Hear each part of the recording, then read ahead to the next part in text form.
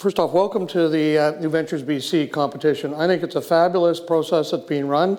Angie and I have done this 5 years, probably more, and in multiple locations throughout BC, so I think it's really, really worthwhile. So congratulations to you all for being here tonight. There's 3 parts to the presentation tonight. I honestly don't think we're going to get through all 3, but I'd like to get through the first 2, and we'll certainly get through the first one. So the first one is the purpose in life is to try and equip you folks that are in the audience with a one-page representation of what your business is about. So you can communicate that in business terms and understandable terms to other people, such as customers, investors, potential employees, and that whole ecosystem that you may be operating within. So that's number 1. Number 2 is these opportunities, when you commit, are frankly fairly long term. I got started doing investing in 2002, and I have a portfolio right now with many a stock in there, many an investment in there that's got probably 10 years of life to it right now and has not been sold. So what I'm saying to you is this is a long-term commitment to you, and we've got some thoughts in terms of how you can evaluate to make sure that it's worthwhile from your point of view, because it's going to take 10 years out of your life, and that's not a trivial amount of time. And the last one is my view of life as an entrepreneur, and how I screen for entrepreneurs and how I select them. Again, we'll get through the first one for sure, and we'll meet at the time in terms of 2 and 3. This is a workshop. This is not a Ralph Yak for 3 hours or 2.5. And workshop means you work. So we're going to have there's a template that we want you to fill out tonight, and we're going to break the template into 3 parts, and you're going to fill it out. We're going to have you do that work, and then we're going to ask some people to come on up here and present, and we'll evaluate how it's going. Okay? The second thing is Q&A. So Angie mentioned the microphone. I'm a big fan of interaction. My throat hurts actually because I got the flu a couple of weeks ago and just getting over it. And what I really like to do is hear from you in terms of questions. Excuse me, that's an example of hacking. Okay, so your first question may be on who is this dude at the front of the room? So this is me. I'm going to let you read down that list, and I'm going to highlight the ones that I think are relevant to you.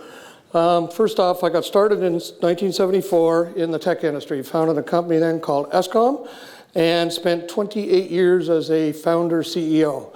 No investment capital in the company ever, like 0, and went for the full 28 years in that way.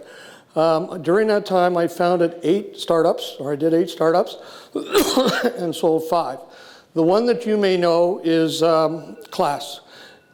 And who here goes to Parks and Rec departments in the Lower Mainland? Like takes racquetball, fitness, and that kind of stuff, including UBC, by the way. Anybody here? No? Okay, so it's our stuff you'd be using. That was the last one that I built and sold. Throughout North America and actually the world, we had 730 installs in Canada, USA, Australia, and New Zealand. So did quite well. 2004, I sold everything and decided to quote-unquote retire. And retire meant I then started investing. And I subsequently invested a total of 22 startups like yourself and 7 funds, so venture capital funds and that kind of thing. As I started investing, and the first one I remember vividly, I handed this individual along with some other people some money, a lot of money, 500 grand I think it was. And then they started spending it because I was asked to be an advisor. And I'm going, are you kidding? What are you doing with the money? And sat back and said, maybe an aberration. So after the second and third and a repeat of the first movie, I'm going, we got a problem in the industry. So I approached a local organization called ACETEC, and we, in conjunction with ACETEC, myself and a lady named Kathy Troop there, founded a program called the Growth Strategy Program in 2006. And I don't know, Angie, it's still going today, and I know you guys are using a lot of the material, right? We are. We call it the Market Validation Program. Yeah. Market Validation MVP program. So I think it's used at Wavefront and a number of other locations as well. So we had about 300 CEOs through that program, and I learned a lot. Probably built 10,000 PowerPoint slides, some of which you're going to see tonight. Okay, so CEO founder, phase one. Second phase investor, 22 investments, 7 funds. It's not on a 12 investments and still the 7 funds, and I'm working its way through right now. Last phase board. So I am on 6 boards, chair of 5, executive chair actually of 3 of them, and heavily involved. So my wife likes to say I'm not retired because it's true. I work probably 50 or 60 hours a week because many of these companies need a lot of help. Okay, so that's me. Thoughts or comments, questions? Everybody know who I am now? Okay. So here's my board position, and I just want to give you an idea. We'll go to the bottom part of it, just to give you an idea of the scope that I'm involved with. First one is called Clinch, and they're a dead startup right now. They've had about 5 pivots in the last couple of years, and right now we're focusing on Bitcoin and financial services markets, primarily actually in India. Second one is Redland Technologies. They're in Victoria, and they make specialty semiconductor material for the medical imaging industry as well as security. So an example of medical would be CT scanners. So we're involved with part of the product solution in that area. And secondly, baggage scanning. So when you go through the airport, pretty soon you're not going to have to throw your water out because our technology is going to be able to detect water from nitroglycerin. Okay. Mazda Innovations are out of the Okanagan Valley, and they make food product from basically waste. So an example would be blueberries. They take blueberry skins, extract food product, and sell it to vitamin companies and that kind of thing. Going extremely well.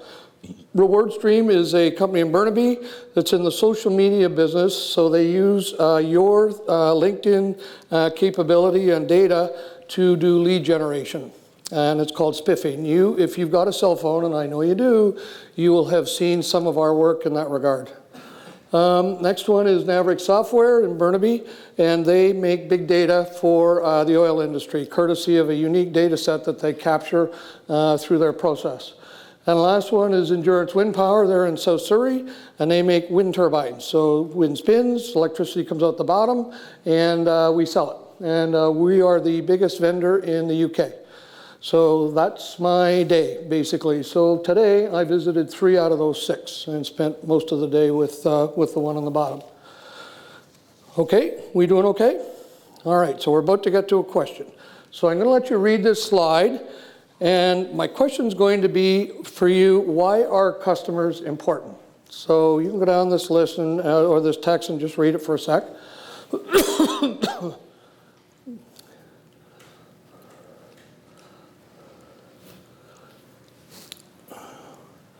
So who knows who Peter Drucker is?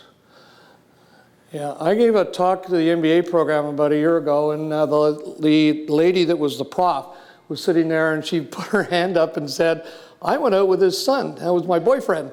And so he is a very, very famous management guru.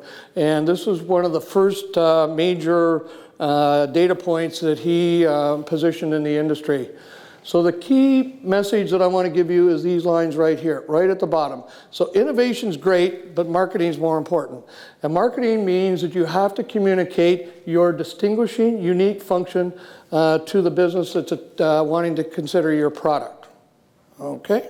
So that's why we're here tonight, is starting you to work on the marketing side of the game. So let me ask you a question. Excuse me.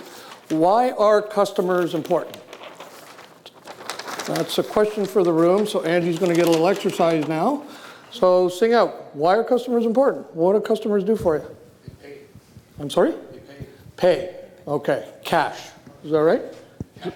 Is that okay? Sure. Okay. So I'm not interested in accounting functions like debit, AR, credit, sales, or something like that, because you can't write payroll checks. You can with cash. Okay? And the other acronym that's used amongst my peers is cash is fact, accounting is an opinion, and that's it. Okay? What else? So we need cash. Do you provide evidence that you're building wealth, potentially? Pardon me? Do you provide evidence that you might be building wealth? Couldn't hear any. Provide evidence you might be building wealth. Is that what you said, Daniel? Yeah. Okay.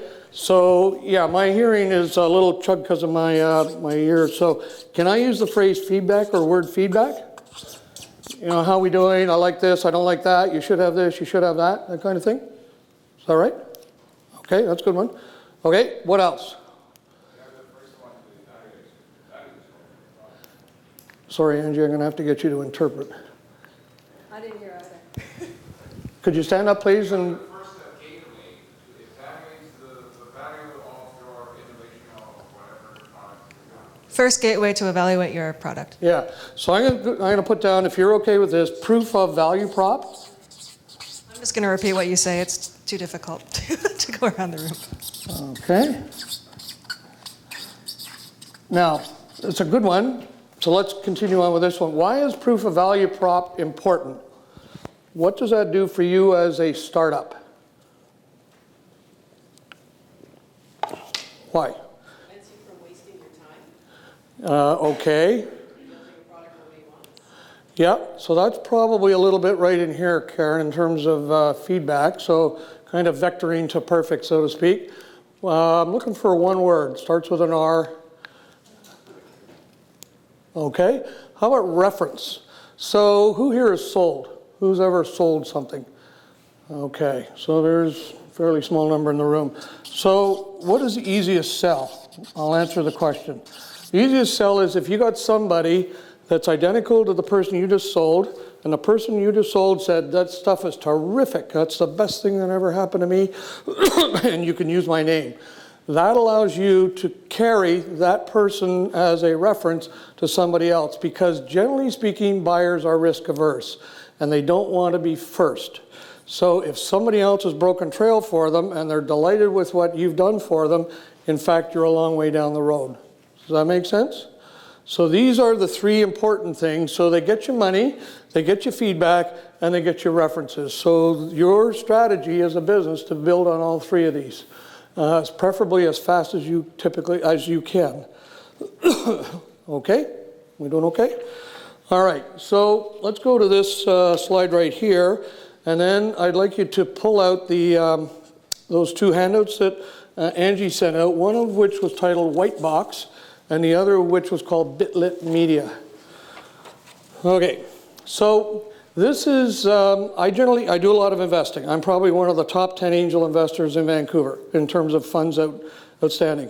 So this is typically my agenda, topic agenda, going in and talking to people such as yourself, because somebody's going to come up to me and say, hey Ralph, can we have a cup of coffee for 15 minutes? And I've got a really neat idea and I'd like to run it by you and get your opinion. Yeah, so this is what I talk about. And the first line up at the top where it says theme is the really critical one. And that is what we're going to work on tonight. The next three are supportive, if you wish, of the first one, and the last two we'll leave for Angie and future presenters to address subsequently. You've got, I presume, somebody in talking about money, do you, Angie? Yeah, okay. So the bottom one out of the table, because out of the talk tonight, and typically the timing one also goes with the bottom one as well, although how do you go to market? So these are the topic agendas that we're going to cover tonight, the top four, especially the first one. So I really like this white box presentation. You should, for a New Ventures BC competition, figure out what yours looks like. So how this came about last week was the BCTIA invited about 30 angel investors, kind of my peers, and they had 6 companies kind of in tables like this, and it was the traditional beauty contest. So we just moved from table to table, and I picked up 2 out of these 6 right here. I thought it was pretty well done. So I want to give you a real life example of what your competition looks like and what you're going to need to do. All right, any questions on this? Because this is really important. It's going to set us up for the theme for tonight. Okay, all right. So let's go down this little chart right here. This is back to Mr. Drucker. You need customers in order to reduce risk. Your biggest problem right now is you're up here in terms of where you are typically. So we'll go down this list. There's about 6 points on this curve, and then I'm going to turn around and ask you where you are. So the first one is the idea stage, which is you have an idea, but that's pretty much it. Maybe on a piece of paper, but not much more. You probably don't have a prototype, or may, but it may or may not be working. The second one down is technology. Does the technology actually work that you're proposing? The software business, pretty easy. I'm involved with Redland Technologies over in Victoria, as I said, and they've been working for 13 years to get atoms and molecules to behave according to what we need in order to get the product done.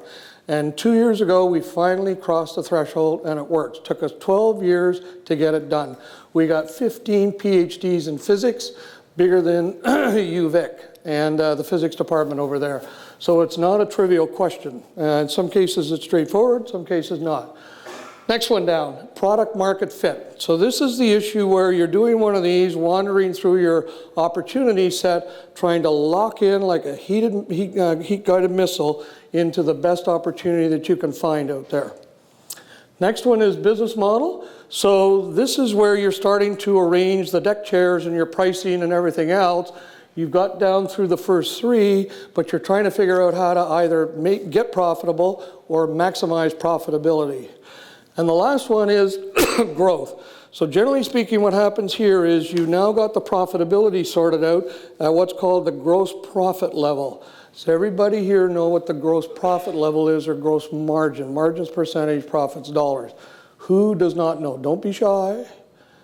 Okay, perfect. All right, so at this point in time, you got margin or profit. And what you want to do now is just go like hell and expand. So this is the point where investors love, like me, to come in and put money in, because there's not a lot of risk at that point in time. Note the curve, and you're off to the races just because money allows you to grow and expand. Okay? So this is the cute little phrases that came out of a couple of books I saw in terms of what I just talked about. And this is what your goal is. So right about now, many of you, if not most of you, are up in here, I would expect. So you're very, very risky right now. And the purpose in life is to take your product and get it out to as many customers as possible so they can tell you this right here. This is the critical one early on. So you get the feedback going back from the customers, coming back from the customers, and you then can start directing it to what you have to do. Very, very important. The faster you get customers, the better off you are. So a question. Is it worthwhile at this point, everything else being realistic, to actually give your product away to get a customer to use it? What do you think? Okay, who said yes? Okay. Can you tell me why, please, or tell us why? Close the loop on the close the loop on feedback and determine where your product needs improvement and scale accordingly. Yep. So the question that typically is in everybody's mind is cash flow and profitability or market experience. Market experience wins hands down, no question, right up in here. So one of the boards that I'm on right now has a rookie in the tech industry, dead rookie, as chair, bad. And so we had a board meeting a couple of weeks ago, and the fellow said, we need to get to profitability. And there's about 3 other veterans on the call as well, such as myself. And we said, no. You want to get market share. We need market exposure out there and customers using what we're selling. So we'll dial it back, close the deal, and get the feedback and experience and the references right here and move on. Okay? So customers as early and fast as possible. Mr. Drucker's statement. Okay? Now, let's talk about where you are on this slide. So, just a little show of hands in the room. Whoops, sorry. We'll go to the other one. Who is at the idea stage right now in the room? Got an idea, but it's on a piece of paper. Okay. I'm inventor. Right now I have here with me 14 provisional patents. You know what is provisional patents? Yeah? Yeah, okay. It costs $130. Okay.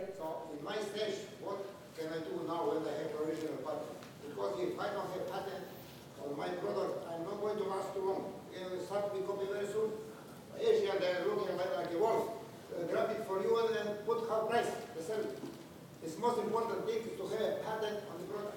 You forgot about that. Yeah. Okay.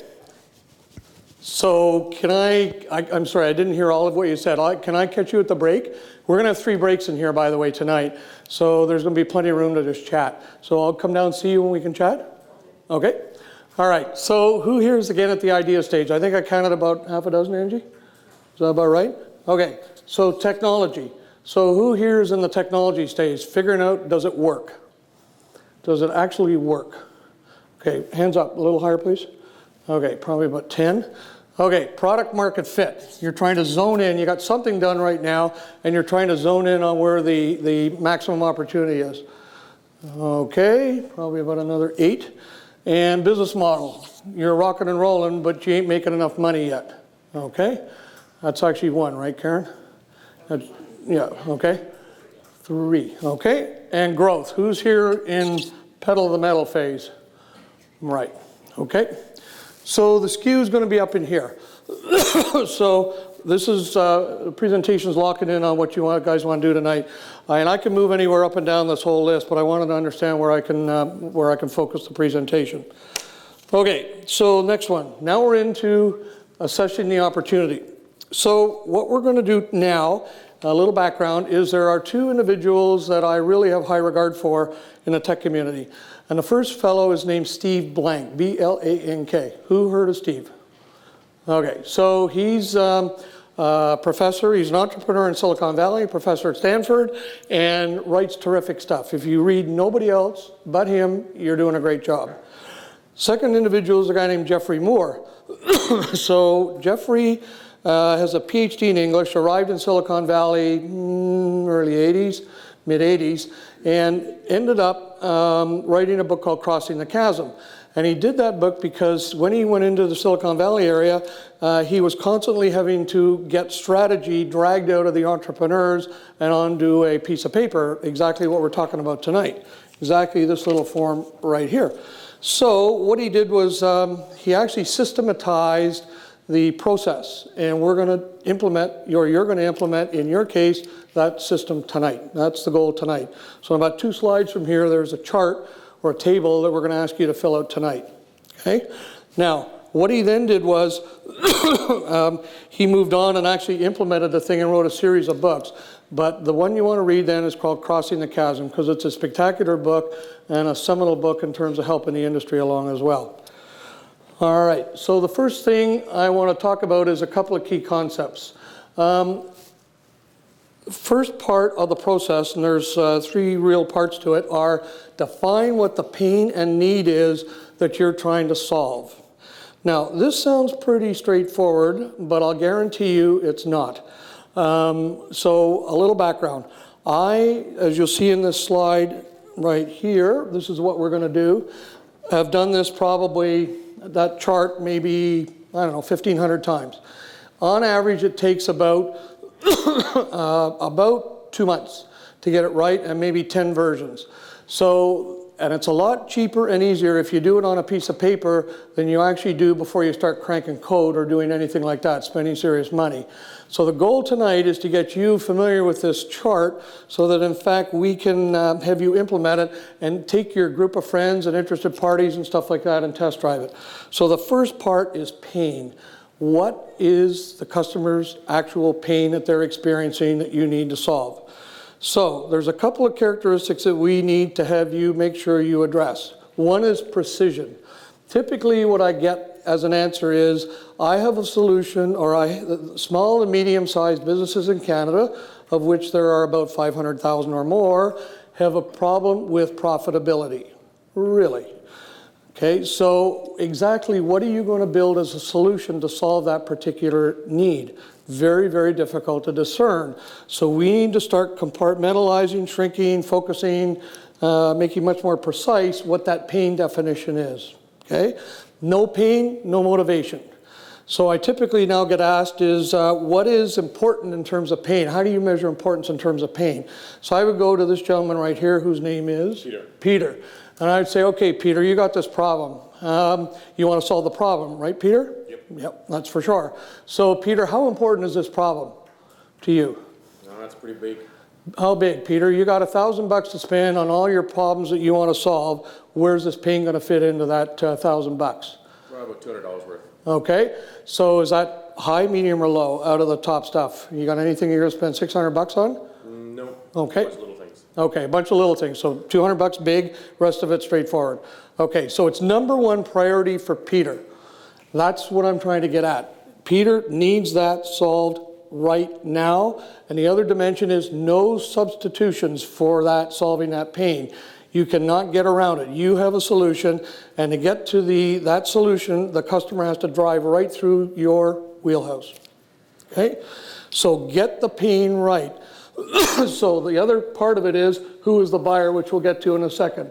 All right, we now have a pain. Now you want to build your solution, and you need to deliver value for your solution to solve this pain. You need to get into the game whereby you're one of a few competitors and you're able to compete in that situation. Okay? That's the next line. So that's the middle part of this chart. The next line down is no point playing the game and competing unless you win. And so what we want to do is show you how to differentiate yourself and cause you to win. So that gentleman that stood up talking about his patent, I'm really keen on hearing the patent, because that's typically where the differentiator ends up playing, is what's that patent, what's it do, and why is it so unique and powerful that whomever wants your solution needs that solution embodied with the patent embodied in it. Okay? And that's typically how the patents play out. So when you go down this white cap list, actually there's one over here in the bitlit media. If you go to the right-hand side here where it says unfair advantage, you'll see that they've got a provisional patent granted and stuff like that. So differentiator, unfair advantage, same in terms of words and purpose. Okay? So we're going to address each one of these three areas tonight, starting with the first one. So this is the chart. And again, we're going to do the green, blue, and red sections tonight. So the first part we're going to ask you to write up and think about and write up is, who is your target customer? Describe to me your target customer. And describe to me on line 2 their pain. What do they need to get solved? What is their big problem that they need solved? The third line down is the connection between the need part and the customer and your solution. So line 3 is what's called the category definition, also known as positioning, and it allows them to find you as a potential solution to their particular need. A very important transition, because in line 4, we're now interested in what is your value. So that value is going to get you into the game, as I said. Line 5 is, well, we need to win, so who are the competitors? Who are your big competitors that you're likely to encounter? And against competitor A, B, or C, and we'll show you how to put that together, why are you going to win? What is different and better about you? Here's the position the customer's in. I have a pain. I've gone through the process. I now have 3 choices that I think are pretty viable. However, I'm having a little difficulty figuring out which one. So now that's where you trigger your differentiator to get in the game and actually tip it in your favor, tip the opportunity in your favor. It's probably the hardest part of the whole page, quite frankly. Yes, sir. What is a good way to get unfair advantage is, it's not always very easy So for the investor to get unfair advantage. Okay. So the comment is, it's not always easy for an inventor to get an unfair Absolutely advantage. correct. So, and good question. So if I'll restate the question. How do you get unfair advantage? Is that it? Right. So I'm an investor. You guys all know that. What I look for is the unfair advantage. So how would you think I would discern an unfair advantage if I was talking to you? Okay. Yeah, that'd be one. Are you a domain expert? Have you come from the domain? Are you trying to automate veterinary clinics and you have no idea except you got a dog? And are you coming from the space so that you can actually talk knowledgeably about the space? Or are you just interested in it for whatever reason? So generally it's those two. I'm looking for generally domain expert. There was a question over here? No? Okay, good question, thank you. So is this clear? So this is what we're going to fill out tonight, lines 1 through 6. Line 7 we'll talk about at the end of the presentation. You can take that home and I'll give you an idea as to what typically goes in there. Okay, so now we're going to get you to work. So this is the first part of the key concept again, is the pain. Now there's a variety of ways that I tried to figure out how to best describe this point. And I put in this little bullseye chart because what you need to do is get precision. But there's some other characteristics as well that are really important. And another one may be that you want to build a house. So a house, the analogy is you're going to build a product. And you want to build this product. You would not build that product if it were a house unless you had a clear spec in terms of what the heck was going to want to be done and delivered. You wouldn't do that. So if you start guessing, like line 10 or even worse, 0 over that thing, you're going to spend a whole lot of money for no value because the customer is going to go, oh, you missed it completely. You know, you're talking to me about a pain. It doesn't even register with me. I don't care. Okay, so this is very, very important to get you on a journey to get your investment really, really wisely done. I talked about the ACE-Tech experience. This was about the first part where it really broke down. They did not understand what the customer need was, and they were guessing. They made a whole bunch of feature decisions, and who knows? It was in the absence of any market feedback. Okay, so this is a couple of examples. I found them to be quite helpful at times. So this is an outfit locally called Neoteric, and it was founded and run by a chap named Jeff Auchinleck. Jeff sold it probably 3 or 4 years ago. And Jeff is in the blood transfusion business, automating or improving blood transfusion. So what the company's target market is, and the buyer is blood banks and hospitals. Now, one caveat as well. We need to say up there probably blood banks and hospitals where hospitals pay money for blood. In Canada, that's not the case. So his biggest market was actually the UK. Okay, so really, really specific. We're going to talk to hospitals, and we're going to talk to the blood bank department in the hospital, and we're going to talk to those blood bank departments that pay for blood. Pretty precise. Okay, and what's their problem? Their problem is their CEO is pounding them about labor issues, cost specifically, as well as blood wastage. So what happens in hospitals prior to Jeff arriving was if there's a set of operations in the operating suites over here every day, they go over to the blood bank and they take all the blood and they put it in a little tray and they run it over to just outside the door where the operating room is just in case it's needed. Now if it's not needed, they actually throw it out. And the reason is it's not refrigerated. So it's wasted, right? Not good. So Jeff solved that problem, as you'll see shortly. Okay. Next is an outfit called FitBrains. Anybody here heard of FitBrains? Really? Okay. Now called Rosetta Stone. And we'll get to how that happened. So I was an investor in here.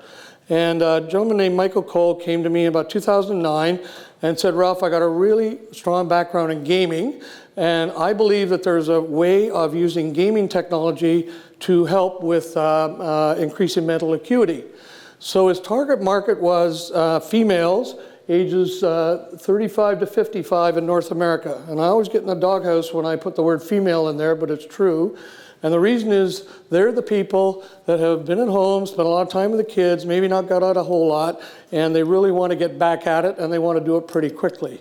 And secondly, from a marketing point of view, it's the right way to get into the household, because if you convince mom, generally there's a pretty good halo effect in the household. So we focused on them, and we had a CTO out of the University of Pittsburgh who was a brain expert in terms of actually dividing the brain into 5 different areas and understanding activities that would be very valuable to kind of like take your brain to the gym. So his big pain, or the big pain here was, they're saying, this individual is saying, I know I want to take my brain to the gym and get some exercise. And that's basically line 2. Okay, now this is what we want you to do now. So we want you to take your computer, and what I want you to do is write the word for and who need. And what we're going to do is give you 10 minutes, and we're going to have a little Q&A session, because we'll get a couple of examples up the front of the room. Is there a question back here? Not really. So Angie will be down in just a minute. Okay, so for those, go ahead and get started. So what we want you to do is fill out the first 2 lines. Okay? Who is your target market? And what's their pain? And then we'll have a little, what are you saying in terms of your specific? Yes, sir. In terms of timing of this, so like when you would actually do this for your own business. There's a little bit of like hammer and nail in mind. Like, do you start with a hammer, you can solve something, and you go find a nail? Or like, is that a nail? You actually already know people who have a problem, and then you go invent a hammer. Like, which way does it go?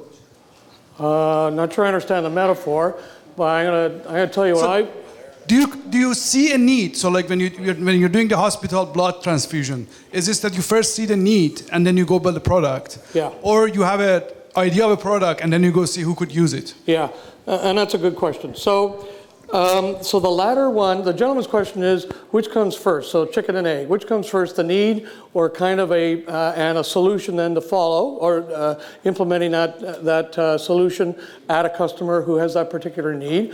That was always my preference. Okay, so I'll tell you what I used to do. I did the 8 startups. There was never one startup that I did without a customer partner. Never. That was rule number 1. And the reason for that is you avoid guessing.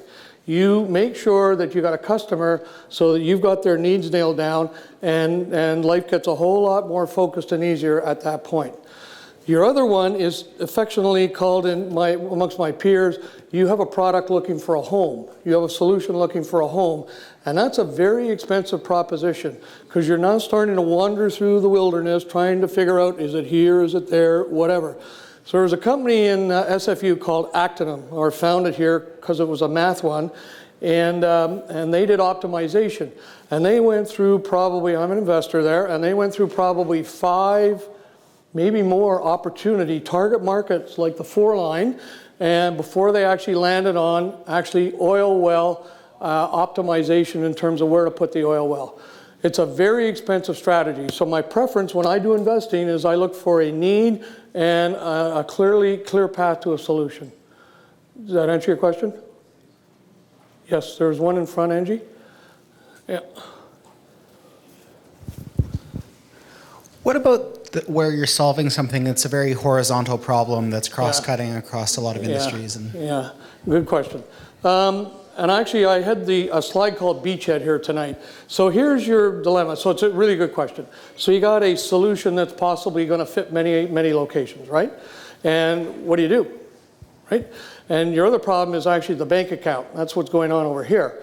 Right? So you got to make a bet that on one of the many ones that you're possibly going to be able to pursue, where you should go. And that's why I find this is really valuable, because you should be building one of these for each one of those drop downs, each one of the verticals. Okay, and then marketing it. I would not be spending a whole lot of marketing dollars nor product dollars yet until you got a really clear idea, 1, maybe 2 beachheads, and I'm really leery about the second one as well. But you hit it right on the head. I'm sorry, what's your first name? Daniel. Daniel, you hit it right on the head, Daniel. It's a hell of a good question. And this is where you burn through a pile of money in jig time and you got nothing to show for it other than a bunch of no's. Very expensive. So this is where maybe a board helps, advisor helps, and frankly, customer partner helps would be my impression as well. Again, I don't know what your solution does, obviously, but if that's possible as a choice, that would be what I'd recommend. Does that answer your question? Yes, thank you. Okay. All right, so how are we doing? So who's got the 4 and who need done? So Angie, why don't you pick a couple people, maybe downward about where you are right now, and let's hear them talk about what their 4 and who need is. Anyone want to share? There you go. Okay. Here you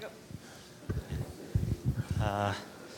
The 4 is for just like casual, not expert computer users. Casual computer users. Yeah, who need to just use like webmail and browsing and just a little bit of gaming, but they don't want to get viruses or that kind of stuff. Okay. Just like something really simple. Okay. So how big do you think that target market is? How many people? Let's just say North America. We'll make it kind of constrained. Maybe, 40 or more %. Right.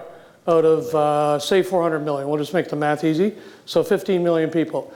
How do you feel about that in terms of trying to zero in on what the first person is actually going to need? Can you tighten it up, is my point. Can you actually take either the for line or the who line and actually tighten it down. This gentleman's issue right here, Daniel's issue right here. What I don't want you to do is have a whole bunch of different market segments that you can go at. The world is divided into segments. Could be a segment with only one person in it, in your case, but it could be a segment with 1 million people in it. Who knows? And you need to get this as precise as you can. This is a good example of precise. Now, good start, so no questions about it, but start tightening up the precision. Okay, good job. Okay. Anyone else? Pardon? More? One more? Yep. We're doing okay. I can Angie. walk to the front of the room too. All right. So is there anybody at the Okay, front of the room that I'll be would like right to there. volunteer? Peter, I'll do you be want to right volunteer? there. Sorry. Sorry? Okay, I'm coming. All right, volunteer. Could you stand up, please? My customer is you specifically. And the So for Ralph. for Ralph. Okay. And the problem you have is the CEO that doesn't know what he's doing. CEO, oh, really? Yep. Oh, so can I tell you a little story? All right, so I have the reputation of being a bit of a CEO killer, despite being one a long time. So I fired 5 CEOs in the last 2 years.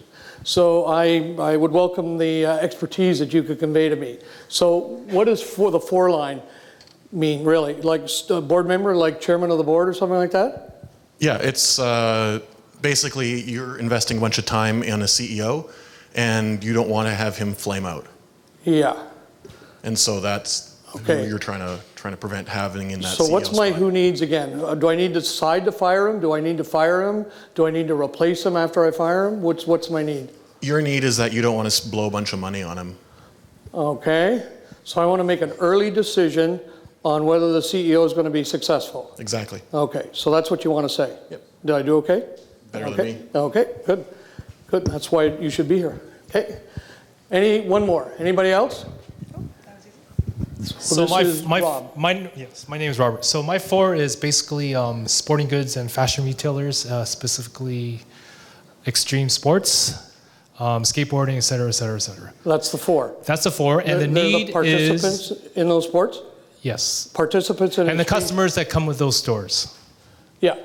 And the need is they're competing against smaller online retailers, selling the similar equipment, similar fashions, et cetera, et cetera, et cetera. Yeah, so your need is pretty general actually in e-commerce where people window shop, right? So they go to the retail outlet and they see what's there and they test drive and they do this thing. Cars have this big problem and then you go online and buy the car. Yeah, so the bricks and mortar guy gets, right? That's a problem. You're just basically paying for real estate. Yeah, exactly, and education, right, with no actual revenue coming back at you. Yeah. Okay, good one. All right, you're going to solve that? Try to. Okay. Actually, I will solve it. You will solve it. Very good, Rob. And the niche that you're focusing on, the customer niche is? The customer niche. Is extreme sports participants? And the stores and the retailers that come with it. Yeah. So I have 2 customers. No, you don't. You got 2 of these things. Okay. You got 2 of these things. You got a double-sided platform going for you, right? So you got the supply side and the demand side going for you. Yeah. Yeah. Okay. So you got the participants themselves, and you got the store themselves, right? Yes. Because the store doesn't want to do the window dressing, and the guy over here wants all the expertise of the store at the same price as online. Yeah. Is that it? Yes. Okay. Good. So that's the customer. Okay. All right. You get the idea? There's one more down here. Well, I actually have a question about what you said. Okay. Okay, hold on, I'm sorry. I get complaints. So how do you balance your feedback when you have a double-sided market where you have customers and users? Yeah. One of them is usually not in balance. So one of the 2 sides is typically harder than the other. And it's a situation dependent reality, but is your balance meaning how do I grow both sides and lock them in and kind of grow the business? Yeah, exactly. Yeah. And you're going to find one of the 2 ain't in balance and you're going to have to devote 80% of the effort over here to get stuff going because the other side's doing okay all by itself. Okay. Yeah. And you're going to discover that along the way. Where do you think you are right now in terms of the that curve down here? I mean, the idea, I could actually talk about the 4 as well. So it's for like young dynamic, internet-enabled companies, so basically startups, that are looking for local exposure. And then on the customer side, it's startup enthusiasts that are looking for products that they can use right away in their city. Yeah. And whatever the product is, you're trying to connect them? Yeah. And then just build supply and demand and grow the business. Exactly. So like increase exposure for startups and then make it easier for users to find those startups they're looking for and trust them. Yeah. So you're going to need to niche it down as well. So I don't know what the type of customer is or what the type of business is that you're referring to, but it's too wide right now. It's like small and medium businesses who don't make enough money. So think about it. We'll get back to you actually in a later time. Okay, so we're going to go on to the second part now. And just an FYI, Angie asked me about breaks. So your break is when you're actually doing the work. So the washrooms are down the hall, Angie. And so when we call for a 10-minute break, write for 5 and then go to the washroom for 5, if that's okay? Is that okay, Angie? Okay, Rob. I have a question. You mentioned something about beachheads. Yeah. And I'm trying to understand how big or how narrow can the beachhead be? Yeah. Or maybe a definition so everyone understands. Yeah. He wants a definition of beachheads. Okay, definition of beachhead. So beachhead is your first market. And why do you want to get your first market successful, Rob? So you have reference. There you go, Rob. And what else, Rob? And feedback. And what else, Rob? Cash. There you go. Perfect. You're a quick learner. So this is exactly where you want to go. So I always tell people your beachhead definition or your beachhead focus is your bet. So it's Daniel's very issue. The issue that Daniel talked about is Daniel's sitting there going, I could go here, I could go here, I could go here, and I have no idea what to do.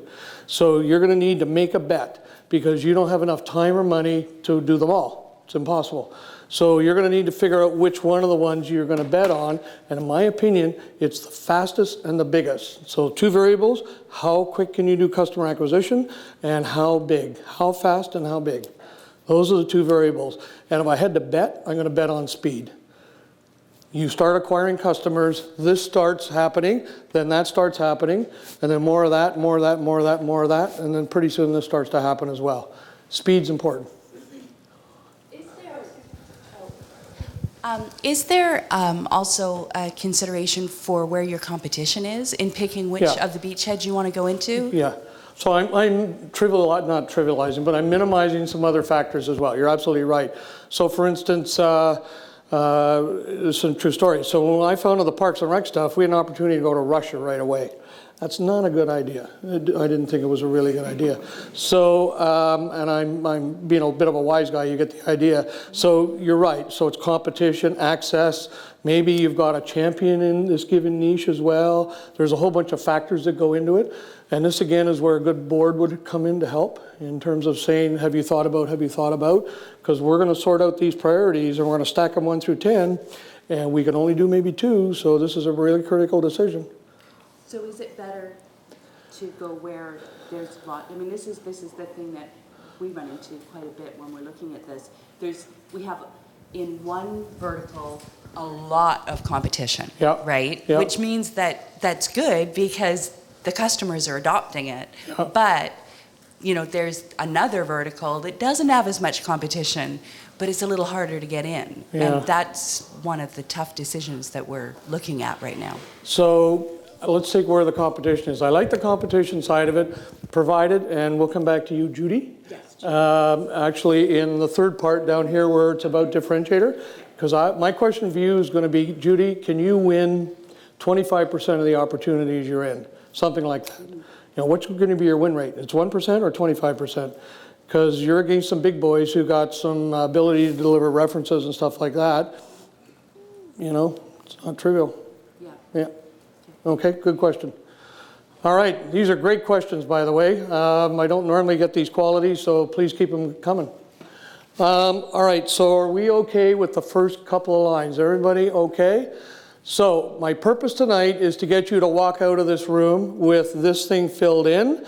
And let's say we finish at 9. I really would like you to go to the Steamworks pub over here and start talking to people about your little chart that you filled out and get some feedback. Steve Blank would call it getting out of the building. So what you need to do is take this document and start test marketing it to whomever may be able to give you valuable feedback. That's the purpose of the exercise right now. Okay? All right, so let's keep right on going. This one here. So I rearranged, and this is for Angie's benefit, I rearranged the slide deck a little bit, and there's a bunch of stuff in sales that I put all into one section. So we're going to go through this section right now. But first, a question for you. Who here has taken a sales training class? Ooh, good one. Great. Really? Wow. Okay, so if you haven't, take one. So I have an MBA, and I go out to UBC a lot, and or periodically, and give some talks out there. My biggest beef about the MBA program is they do a wonderful job of marketing, but marketing is not worth a bean unless the cash register rings. And if the cash register doesn't ring, you're going to run out of cash. Okay? So I've had arguments with the dean out there. It's like talking to that wall right there, and they just, it's not relevant to them. However, there's a guy named Brett James who did a lot of presentations out there as well, and he's one of the good old boys in the industry as well, and it's really, he and I are absolutely on the same page, and you ask any CEO worth their medal out there whether sales training is important, and they'll say yes. Personal experience. I got out of UBC, worked over here for about 2.5 years, founded my company in '76. First thing I did was I took about 6 sales training programs. Every single sales training program I could find, I took. And the reason for that is they're all different with different purposes and focus and stuff like that. But by the time you absorb them, you're actually probably got your own model that you feel comfortable with executing. I would absolutely, absolutely, absolutely encourage you to take sales training class. Okay, so here we go. So this is what we're going to talk about tonight in terms of topics. So the first topic is this group of words that are in red called feature, benefit, value, and cost. Costs are really straightforward. Let's see now. What we want to do is make sure you understand what the differences are. So I'm going to use a personal experience that I'm involved with as an example for you. Okay, so I go to Pilates in Horseshoe Bay. And my Pilates lady about 2 years ago was looking for a SaaS-based system to do booking and billing, okay, for basically fitness clubs. So it's a fitness club application. That's what she was looking for. So feature. What do you, the features that she ended up wanting were invoicing and basically payment, as well as booking, but otherwise known as tentative booking, because she wanted to have final approval over both of those features. Sorry, this feature right here, tentative booking. Okay, makes sense? Okay, so the feature is invoicing. Now, can somebody take me through what the value is or benefit is of that feature right here, invoicing? What I want you to do is tell me the story about how I get to some dollar value for her. Anybody care to help me out? Come on now, who's taking sales training? This lady right here in the white blouse. This lady right here. I'll put you on the spot. Value proposition. So what is the invoicing function? Take me through the logic in terms of allowing her to derive the value for this. So I'll give you an example. She is going to get billed $40 per month. Time over value? Yeah. So just give me a hypothetical example. Anything come to mind? Yeah, so how much time you're spending doing your invoicing by hand as opposed to a software system. Very good. So she hires her consultant. She does the shoebox routine, puts all the invoices in the box and sends it to her accountant. Okay, so let's say it's $75 an hour. So what do you think the value is to her? So she gains 2 hours a month of less billing from that accountant because she can just hand them a GL. The cost of the software is $40. If it's $75 an hour, 2 hours, it's $150. Right. So it's $130. Okay, or $110. Sorry, 110, yeah. Okay, so that's an example of how an ROI or a logical benefit is derived. Is it actually translates into numbers. So you then go to the before and after situation and you ask yourself, right, I don't have invoicing now, I'm spending 4 hours a month with accounting help. If I get this invoicing done in an automated way, I'm going to save 2 hours a month. That's going to reduce my accounting bill by 2 hours times $75. However, I'm going to ship out $40 and I'm going to be $110 to the better. It's good. Is that okay? All right. Now, let's take this other one right here, which is booking, tentative booking. So here's the deal. I change my times when I go to see her frequently, probably twice a week. And what I want to do is just get online and go make the change myself. I don't want to phone her. I don't want to do anything else. I just want to go in and make the change. So what do you think about that benefit? What's the story for that benefit? How does that benefit derive? Or what is the story to cause that to be a benefit to me? Me. So why would she do that? She's going to put this thing in. Why would she do that? So is there such a thing called customer satisfaction, customer service, that kind of purpose? For sure. So customer sat goes up. I am a lot more delighted because I can be downtown and make the change in a matter of a couple hours, a couple of minutes, and it's easily done. Now, is this an ROI benefit? No, hard to derive in terms of just what that value is. So that's where the second line is, which is hard to measure or intangible, otherwise known as emotional benefit. And we're going to go into more detail on these, but I hope this is two reasonably decent examples of why she was considering buying that system. So at the bottom, her value is, her benefits are, and I'll just use B up here, invoicing and booking. We'll just abbreviate it to booking. Okay? And we think that she's going to get $150 per month plus customer sat up big time because of convenience. Okay? Now, it's going to cost her $40. So she's to the better for $110 and customer sat's a whole lot better as well. Sounds like not a bad deal. Correct? And that's what this equation looks like. So this is her value right here because we have to subtract her costs. That's what this formula is all about. So the key thing that people need to understand in this whole process is how does a benefit translate into specific value? Because what you're trying to do is target what the customer wants to do. Okay? Now, this little curve at the bottom, whoops, price dropped off. There should be price right here. It's dropped off the slide, is how the customer makes a decision. So the customer's going value, price, value, price. Not bad. I think the value is seriously greater than price. I like it. Now, there's another factor that plays into the equation called competition. And this is now, we're in a competitive situation. So our value to win has to be greater than the competitor's value. That's how the equation works. And lastly, the customer has to agree.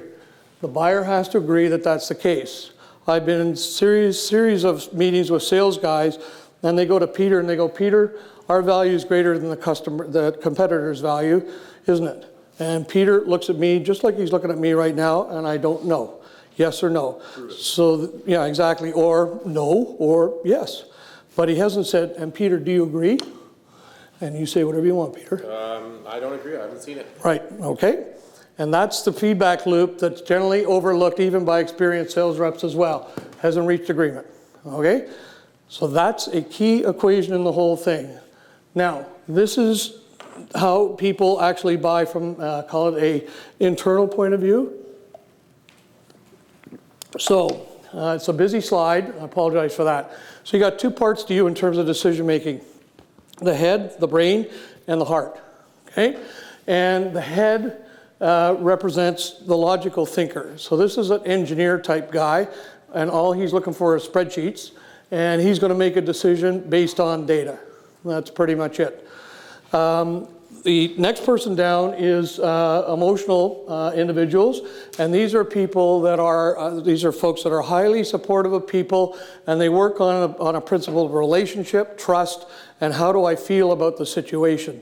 So we are all composed of those two factors, and the only difference is amongst all of us in this room is the composition ratio is different for all of us, okay, and sometimes the interpretation as well, but we all go through this. Most people will say that people make decisions based on emotion first and justify it by logic second. Okay, and that's generally speaking a reasonable rule of thumb in sales. Okay, so we're going to talk about the different benefits, if you wish, in terms of each of those two types. Lastly, it's down into here, and we're going to get into differentiation in about an hour, is you actually win by first off getting in the game with the best value, and then secondly getting it tilted over the line in your favor with differentiation.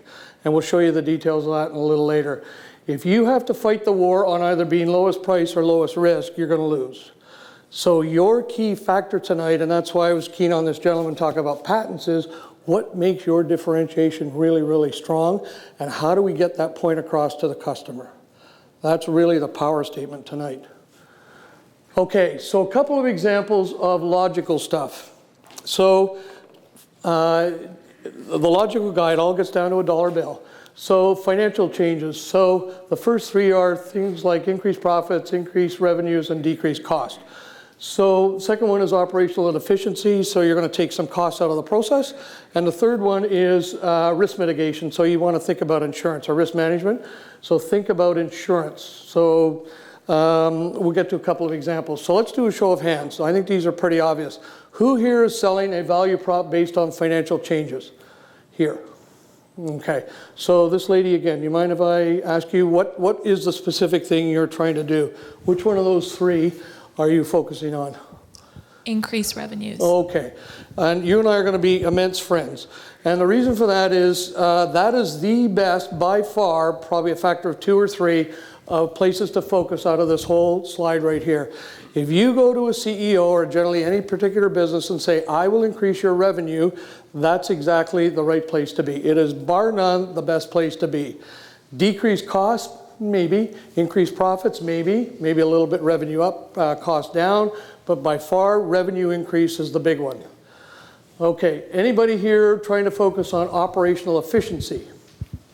No, okay. How about risk mitigation? So here's how that works. So the selling proposition is just like insurance. You're going to get into an accident. It's going to cost you $1,000 a year, and the probability of that happening is %. But nonetheless, if it does happen, it's probably a $100,000 problem. That's kind of the proposal right here. Okay? Anybody selling this kind of a value prop? Daniel, tell me more. It's only one portion. It's for the webcast, sorry. So one portion of the problem we're solving for our customers is that it's possible for them to completely lose access to their customer base if they don't buy our product. Okay, that's pretty serious.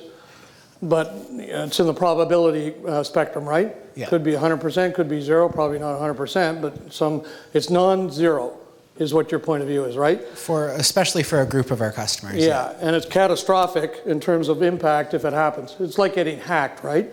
You get hacked, Target being a good example, you got yourself a big problem. And likelihood of it happening, who knows, probably increasing these days, but nonetheless, pretty serious, okay? So those are examples of logical benefits. And the point that I'm making here is you need to start with the feature and go to what the benefit is and then quantify the benefit, just like we've done right here. That's what you need to do. There's a concept in sales called ROI calculator, and I used it extensively. So what you do is you actually create a set of questions and you take the customer or potential customer through the set of questions to derive this number right here. So you ask them about their business volume and their profitability and this and that, and you actually sit there and put a business case in front of them that represents the dollar return. Very powerful tool. Yes, sir. So I want to know why you say revenue is more important than profit. Because, for example, I could go to that customer and tell them, I'm going to increase your revenue, but with increased revenue comes increased cost, so the profit stays the same. Yeah. So how is that valuable to the customer? Yeah, so profit will actually go up, but profit percentage may stay the same. So I would agree, but nonetheless, revenue is going up. There is not a CEO out there that I know of that is not measured on revenue and profit for that matter. So I'll buy your story where the two are linked. I'll buy that. But nonetheless, the story versus the story of we're going to decrease your costs, and therefore profits are going to go up. I'll take the revenue up and increase profits any day, and so will your CEOs. Okay? All right, so let's go to the next one. This one's fun. So this is the heart. So that's the little example of the heart. So that's the page we're on right now. So at a corporate level, there are two, it's all related to satisfaction. So again, customer sat right here was the example at the corporate level that I used. And by employee, I meant maybe employee retention, employee satisfaction, some kind of a perspective from an employee point of view. Generally, those are the two big ones. We'll tell a little story. So we sold the Parks and Rec software. So we're approaching Phoenix, Arizona. And this is back in, I don't know, the 90s when Windows was just coming out. So the Phoenix IT department was pushing like heck for getting our stuff involved because they had no Windows applications in the building and they wanted it from an employee sat point of view so they would have something new to play with. So we made sure that the IT department went to the front of the line in order to convince the mayor that they should buy our stuff, and they did. Okay, true story. All right, so you can read down this list just as well as I can in terms of personal satisfaction. Where is Facebook? What is Facebook compelling benefit? Is it on this chart? Connected. Pardon? Connected. Okay, connected. Peter says connected. Any other thoughts? Pardon? It's a two-sided market. Yeah. So for the advertisers, they have the largest first-party data set in the world that you can't target your ads like anywhere else the way they can. Right. Okay, so good one, Daniel. So for the advertiser, they're probably more concerned about this, right? However, for the user, the Facebook participant, if you wish, it's is it connectivity in your view? Would you buy that? Everybody, who says connectivity here, or who says no? Okay, for Facebook. How about Twitter? How about all those social media tools? Does it fit in here? LinkedIn, all that kind of stuff. Okay? And I'm going to contend that many of the apps and so on, well, not many, but a lot of them are you're going to find a benefit out of one of these lines right here. So I've been through this speech probably 100 times so far, and the list grows, but his, in the last little while, stayed pretty static. Yes? How about like principle, like being good to the environment, good to the environment, or sorry, like how about like being good to the environment, or like wanting to buy from buy local stuff? Yep. Yep. Is that also emotional? Well, you tell me. Why would you do that? Is there an economic reason to do that? Probably not. It's probably more expensive. So what's the personal reason why you would do that? Just feels good. Yeah, right. And there's nothing wrong with that. And that's on that should be on the list if it's not. I don't know, maybe convenience. I'll camouflage it by saying it's more convenient. And you probably belonging. So your special club is your local neighborhood. You know, is that fair? Okay. All right. So here you go. So what we want. So this slide, there's about 3 slides in here. Actually, 2 that I really am going to want to impress on you tonight. And this is the second one. The first one is actually the chart. So the second one is this one right here. So what we want to do is make sure you guys understand the connection between feature, benefit, price, and value. Okay? Now, the upper right-hand side is the target market. So the process would be, I'm going to go into the target market, and the first thing I'm going to do is understand the pain of the buyer. I'm going to get that pain nailed. Absolutely nailed. I know precisely what's going on. Because if I know what's going on, I'm going to build a solution that's going to have some benefits, and minus the cost equal to the value, this line right here, so this is V right here, that is going to be very, very compelling. Now, once I know what the customer's pain is, I can then start building a solution, and a solution is a collection of features. And in the beginning, this is where all your money goes, or most of it goes. So what you're doing is connecting your feature set to the solution over here.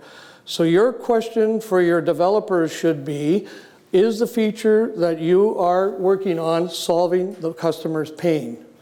Tell me about that. So there's this direct line, which is why that line is really important in terms of making sure you spend well your hard-earned investment dollars.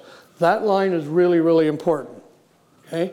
Is this clear? This is really, really vital that you understand this, because what you want to do is get your product out the door with a maximum likelihood of closing the deal, but you also want to spend the minimum amount of dollars and time making that happen, building the thing. Okay, so there's this tension between the two sides where you're going to need a minimum feature set, otherwise known as your MVP, yet you want to close the damn deal. So that's the definition of what MVP is all about. Now, this is an important slide, so let's make sure we get this point nailed down. Yes, sir. Thanks.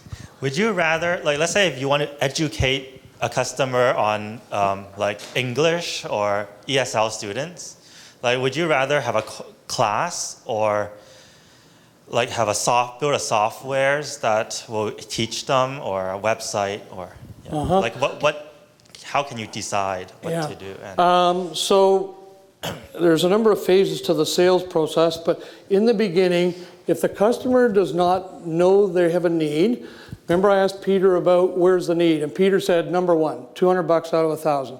Number one need, Ralph, got to solve that problem right away. You keep on looking for people like Peter. Otherwise, you're in what's called, in sales parlance, frankly, missionary work, which means that you have to convert them to actually understand they got a need, and then you're able to sell them. You don't have time or money to do that. So your purpose in the selling process is to go find customers who acknowledge they got the pain right there, and it's important. Not substitutable, and they got to solve it now. like a lot of ESL students, they want to learn how to use the computer because they don't know the language very well. Okay. So do they, do you want to make a product that they can just go to, or a class that they can attend? Okay, I'm not sure I understand. Do you mind if I come down? We're going to take a break in a minute, so I'll come down and chat with you if you want, just so I can understand a little better. Would that be okay? Yeah. All right. Any other thoughts or questions? This is really an important slide. Rob. One of the things I find... Hold on. Sorry, excuse me. Louder, okay. One of the things I found is when you're building an MVP, this is a cyclical... Sorry. There you go. When you're building the MVP, this is a cyclical process, right? Yep. So you're not like doing a big bang, boom, MVP, and that's going to go rock and roll. Right. Right, so that's why that's why the M's there. M stands for minimum. Right. Minimum viable product. Enough features to get out the door to close the deal. Just not one more. Absolutely equal to the number of features you need to close the deal. You spend any more, you're wasting money at this point in time. So basically saying you're going to go through one cycle of an MVP, or you could go through many smaller cycles of an MVP. Right. But my purpose in life is to get that customer closed. So you may say to the customer, is this good enough? And he may say, no, I need 2 more features. So you put him in, and he may jack you around and go, I need another 2 or whatever, but you get the idea. Yeah. Eventually, if you're doing your job properly, you should say, enough, I'll take it right now, but you're going to deliver more later. That's actually the purpose in life. Okay. Is that clear? Yes. A very important slide, okay? Because you're going to be spending money. There was a course I took from IBM, gosh, years ago, and they used to say, you need to be managing your IT department because they're drilling a hole in the bottom of your boat, meaning you're sinking. And the metaphor was, you're spending money unwisely. This is where the big money pit goes. Your purpose in life is to close the deal with minimum investment. And then what you do is you get into the cycle over here of feedback, right here. And then the customer is telling you exactly what to build. You're no longer guessing. The customer is saying, build this. You put this in, I'll be delighted. That's what they'll say. Well, you know, it should be doing this, or it should be doing it this way, or whatever the case may be. But that's what you're looking for in the beginning. Make sense? Okay. So, one more. There are 3 roles in the buying process.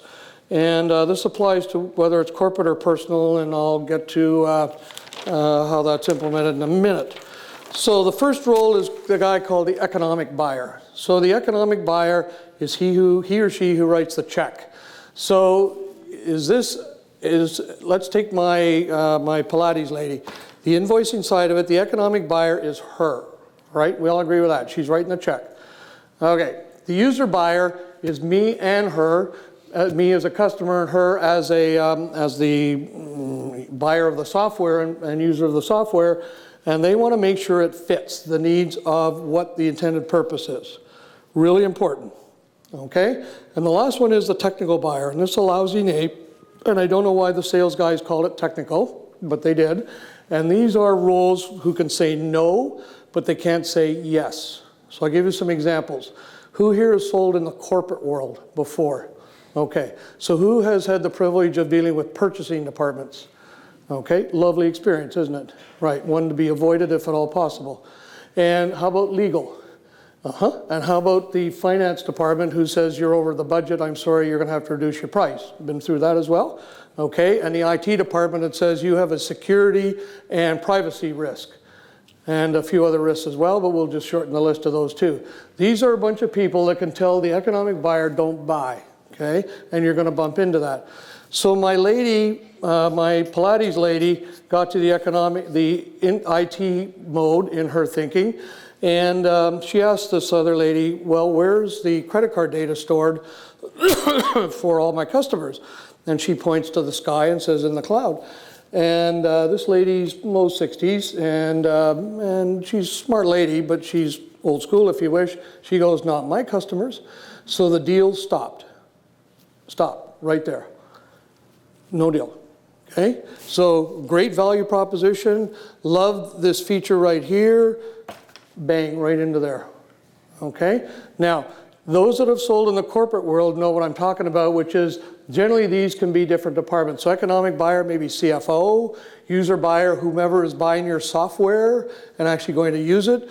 And these departments down here are true departments. These are folks you're going to bump into in the corporate world. Okay?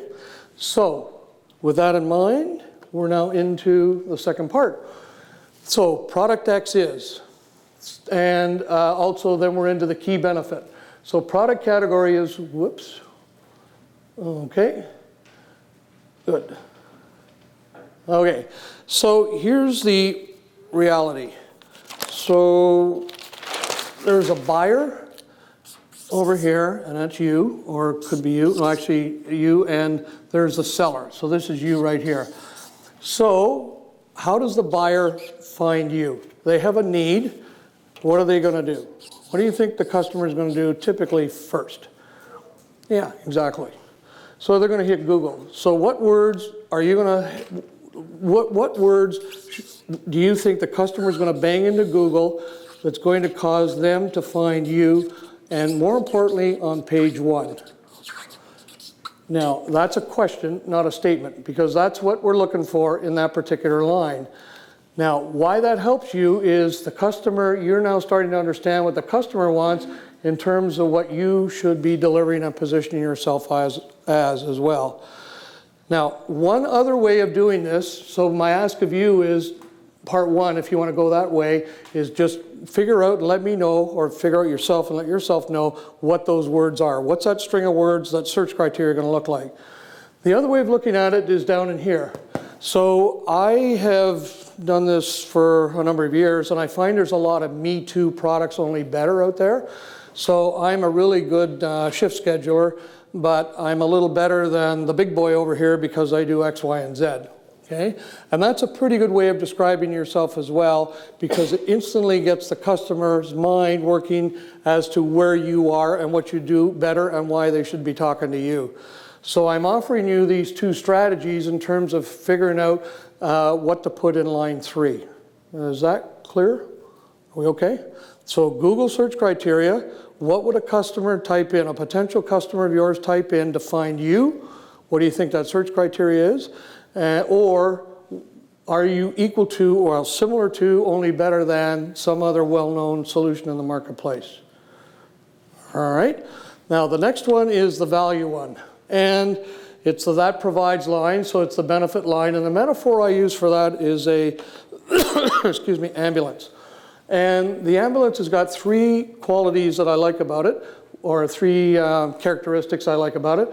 One is quantity. So they show up with all kinds of medical stuff, and they show up with a number of trained technicians as well to solve the problem. They're online with the hospital or some other medical resource, so you get pretty damn good care very instantly, okay? So the quantity and quality are excellent. The timing means how quickly we solve the problem. Okay, how quickly they get to you, and those are the characteristics that are of value to you. But I take you back to the two benefit pages that we talked about, the logical and emotional ones. Which ones apply to you? You should be able to go down that list of those two benefit pages and pick the ones that are relevant to you. And with that in mind, here is two examples. So the neoteric system, recall this is the blood wastage one, is a transfusion management system, hardware and software. So what Jeff came up with was basically a rolling fridge. So we got a special fridge where they would put all the blood in and keep it at the correct temperature. And rather than putting it on a table, they would put it in the fridge, and they would wheel the fridge outside the operating room. That's it? That's almost it. There's one other thing they did as well.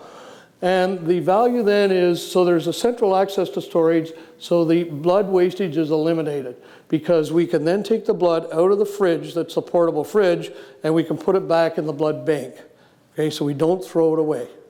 Zero wastage. Wastage went from whatever to zero. Okay, pretty good. All right, now let's go to the FitBrains one. Okay, so line 3. Scientifically proven brain training system delivered using both SaaS and mobile platforms. I'll get to that in a sec, the mobile side of it. And so what they've done, or what Michael did, was there's these various brain training exercises. There's kind of an administration system. It determines which part of the brain is working really well and which not. And it starts vectoring you into the part of the brain, that part of your brain that may need some more exercise.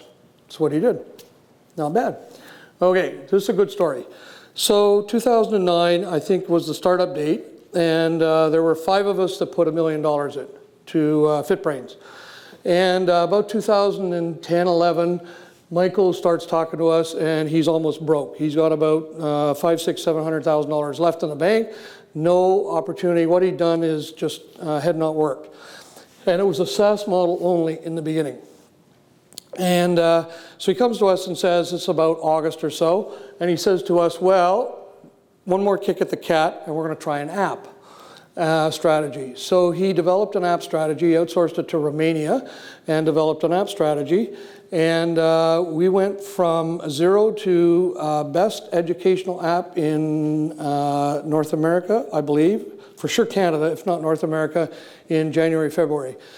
And we stayed that way for about 6 or 7 months, right through 2014. And, is that right? No, 13. And so 2013. And we got an unsolicited offer from Rosetta Stone for $12 million US. I'm not talking anything that's NDA because it's published. So we sold the company in, at the end of 13, sorry. Right at the beginning of 2014. We went from the outhouse to the penthouse in a matter of seconds because of the mobile strategy. So that's why this positioning thing is really important. Okay? Is this what you call a pivot? Yeah.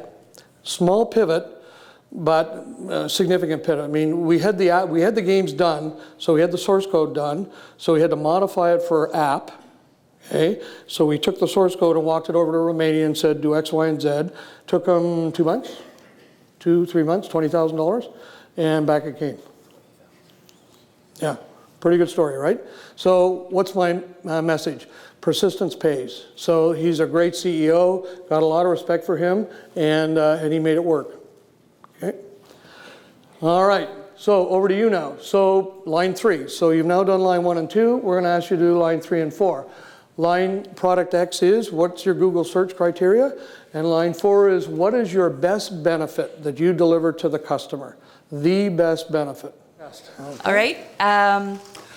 For curators at museums and galleries who need to increase visits, near to it is a software as a service content management system for creating and managing content that provides real-time feedback on visitor patterns and preferences. Okay, So I'm a curator, and I suspect in that Google search line, line 3, I'm going to get the word museum in there, and I don't think I heard it. Okay. Okay? Yep. And question, Judy, would be size. So small, medium, large, do you have a preference? Do you like the large ones, medium ones, small ones? Generally, that's a reasonable way to segment it as well. And I'm getting into nits and grits now, but you get the idea. For sure, I didn't hear museum in there. Am I correct? No, sorry, that was at the very beginning of okay. museums and galleries. Yeah, it was in the beginning, but the Google search line is, what's that customer going to type into that search bar or search bucket, whatever you want to call it. Okay? That's what I want to hear. All right, good one. Okay? Anyone? All right, come on now. Come on, don't be shy. Come on now. Just pick one. Did I see someone? Okay, I'm going to randomly. Pick one, yeah. Did you do it? Come on. Okay. All right, so our product is for transgender men who have not yet had or do not want sex reassignment surgery, or genderqueer people who have female genitalia but sometimes have sex as men, who need a non-surgical way to have a penis. Our product is an insertable prosthetic penis that is functional, touch-sensitive, and uses electrostimulation to create a complete somatosensory experience of the device as part of the body that provides a way to address gender dysphoria without surgery. Okay, so I like line 4. Okay. Hit me with line 3 again. An insertable prosthetic penis that is functional, touch-sensitive, and uses electrostimulation to create a complete somatosensory experience of the device as part of the body. Okay. It's wordy. We need to work on it. You hit it right on the head, right? So I'm never one to wordsmith. I end up doing what you're doing. But sometimes when you go talk to a person who's not involved, they're able to go, well, we don't need that word, but these ones will do better and stuff like that. This is also a case where a picture is worth 1,000 words. Yeah, exactly. That's another way of describing it, right? Okay, Angie, beat that one. Okay, I'm going to come to the back here. Anyone here? Daniel. So I'm still working on narrowing it, but right now I have, for application developers who need to build and scale distributed applications, QA2 is middleware that provides fungible computing resources. Okay, and your definition of fungible, is that reusable? I mean that it's a commodity. It doesn't matter whether you get it from one provider or another. Okay. Who's your target market? Hit me with the 4 and the who need. You don't know yet, right? I don't know yet. And therein lies your problem. Right. Because what you just said strikes me as, you're right, horizontal. Right? And you need to boil the ocean. Yeah. Pretty common reality, by the way. So good start. My recommendation for you would be, if you said, I'll pick a number of 10 you've got as these verticals, you need to work out the 10 of these things for each one of them. And then personally I find a glass of wine a really good lubricant for making decisions. And I have been known to just lay all 10 of these things out on the table and go, no, maybe, another glass of wine, and I get the 10 down to 5 and the 5 to 2 or something like that. And I'm dead serious. And then you go talk to a bunch of people and stuff like that. And it's worked. I mean, it's different strokes for different folks, but that's one way I've tried it, and it does seem to work. Okay? But make sure each of them, none of them are exactly the same. And that's, I guess, where I'm going with what I'm trying to tell you, is they're not identical, so you don't just hit press all across the 10 with the same stuff. They're different in each one of those buckets. You need to discover how they're different and how you can be better. Does that help? Yeah. Okay. All right. Any other volunteers? Come on now, don't be shy. This is your best example. This is non-threatening and as good as it's going to get in terms of feedback. Way in the corner, Angie. Okay.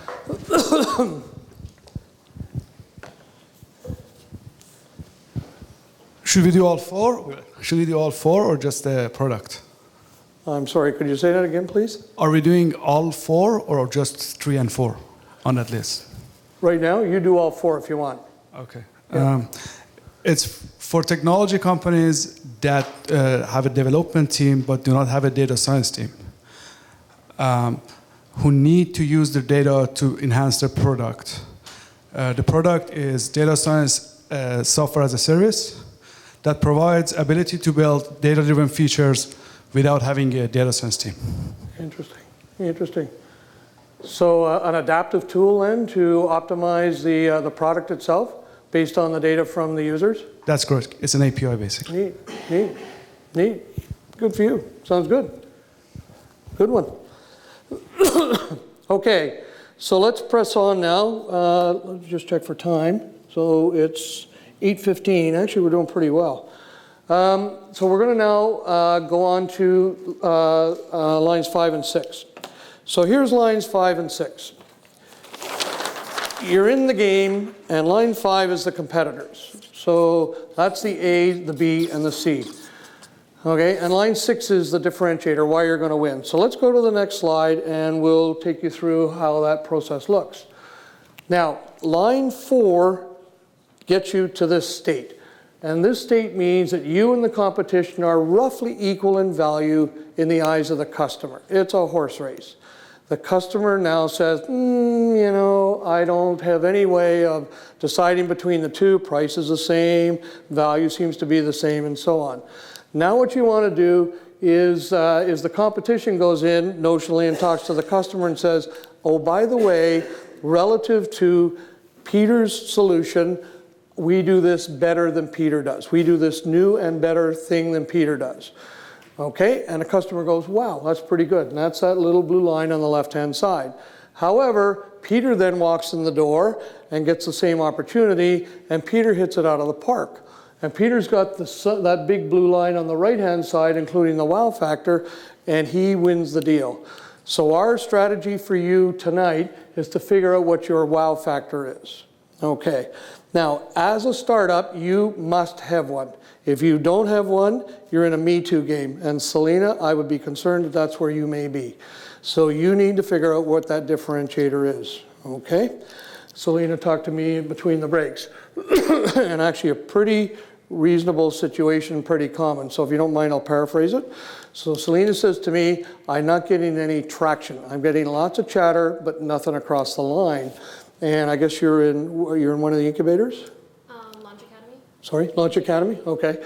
And so she's in Launch Academy, and her advisor says, you haven't found a customer with sufficient pain that you can address. Okay? So Celine's got the solution, but there's this disconnect between the customer pain and her solution. And that's a real problem as well. I'm thinking that may be true, or maybe there's something that's either missing as a differentiator that's not in her product that she could implement within a reasonable period of time and be different than all the other competitors out there and more valuable. And that has to be discovered. Okay? So what we want to do tonight is work with you to discover it. So I'm going to use an example of what we talked about with Judy. Are you okay if I do this, Judy? Okay. So Judy came up to me at halftime as well and said, here's what's going on with me. So Judy's got this system for getting museum traffic up, right? That's basically it. Selling to curators in a museum. Okay, and what she wants to do is make her buyer look like a hero. And in line 4, here's the model that I'm going to suggest you may want to think about, whether it's absolutely relevant or not. I'll leave it up to you. In line 4, you have to solve line 2, and generally line 2 is some kind of an economic problem, okay? So the line 4 has to appeal to the economic buyer. You recall back on our buyer types, that's the person that authorizes the check. So that's the critical guy in the process that allows fund to transfer. So in Judy's case, I suggested to Judy, you just need to get your system to a point where the increase in traffic is seriously better relative to the competition. Okay, and that puts you in the game in terms of attracting the economic buyer in the museum. Maybe it's the curator or the CFO and the curator in the museum. I don't know who, but it's somewhere in that stratosphere. Okay, line 6 is the competition then. Now, I'm sorry, the gentleman to your left, his name? Darcy. Darcy? Okay, so I suggested to Darcy that what you want to do in line 6 is focus on the user buyer And the reason for that is this is going to be a joint decision between these two groups right here. And uniques, as in unique visitors in the internet parlance, is where you may want to go as well with that one. Now this means repeat business. And any company, again, it's the revenue driver, any company that can get repeat business is golden. They say getting a new customer is about 10 times harder than getting an existing customer back. That's a reasonable rule of thumb. So a good strategy is to take your visitors and turn them into repeat customers, otherwise known as uniques. Is that a fair way to describe it, Judy? Yes. I do okay? Yes. Okay, makes sense? So, because this thing is golden. Think of it like going to a hockey game. You pay for parking, you pay the ticket to start with, you buy some pop and stuff like that. You may go out for dinner before the game. So the amount of revenue coming out of a unique customer is enormous. Okay, plus again, it's easier to acquire those guys. So again, the model that I'm going to suggest you may want to think about is use line 4, which has to solve line 2's problem, and drive it at the economic buyer, and use line 6 to entice the customer. So let's go to my Pilates lady right here. So this right here was her $110. Okay, she loved that. User buyer, that'd be me. What do I like about it as a user buyer? I'm the user buyer for my Pilates lady. Come on, Rob. What do I like? What does she like about it? If she buys that system, what am I going to like?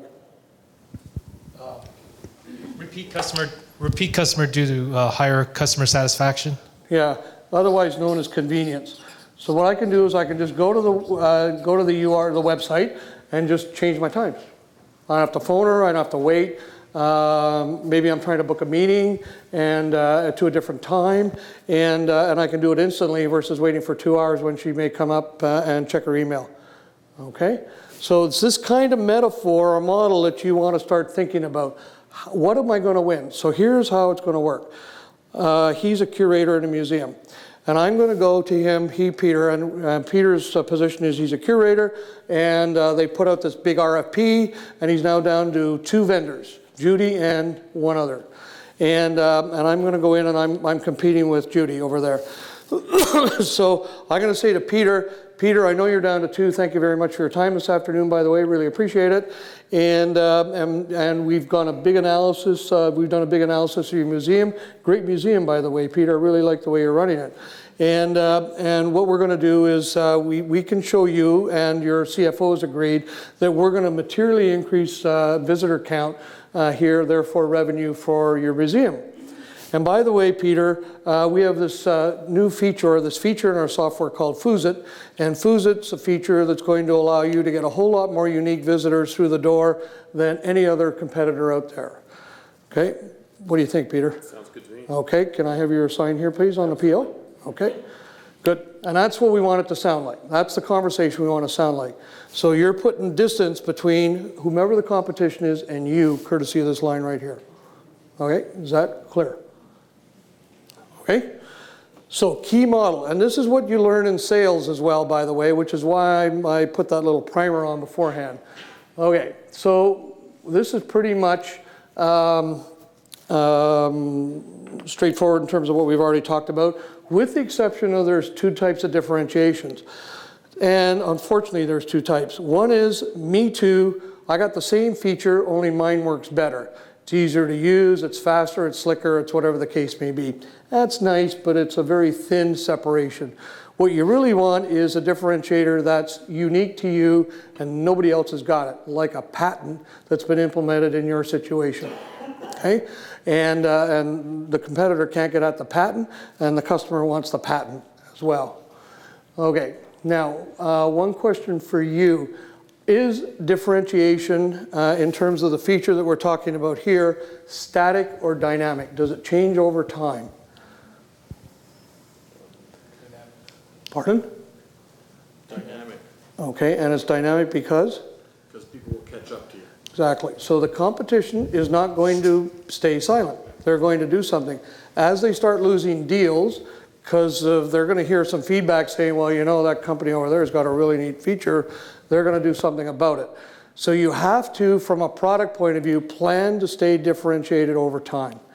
And I have seen many a company fall down right there. So they come out of the gate roaring, and they fall on their face because they don't continue to execute on the differentiation. They become a commodity. When you become a commodity, you're in a price game. And if you're in a price game, you're going to lose. Okay? All right. Any thoughts or comments? Okay. So this is just one other differentiation analysis. It's kind of fun. It's a little out of date, but I've been using this slide for a number of years, so let's take you through it. So this is cell phones. We got 3 folks in the cell phone market, a little out of date as well. The 3 are called BlackBerry, Android, and Apple. Okay, so you're a sales guy for Apple. What do you think is unique about Apple that you think your sales phones are differentiated from either Android or BlackBerry? And where would you go to sell? If you're selling for Apple and you got to make quota, where are you going to go sell? Who's the for and the who need? Okay, that's a question. So talk to Angie now. So who wants to answer the question? You're working for Apple. This gentleman right here. In one word, you can just say that it looks cooler. Yep. So so it's cool. I agree. So who likes cool? Well, actually, people are looking for actually better looking devices, and they are willing to pay more to get more value. And they care about the design. They care about the experience. So when you tell them that the exactly the same thing you can get from BlackBerry, no problem. However, with iPhone, you're going to get better experience. By the way, I'm not using iPhone. But, so, yeah.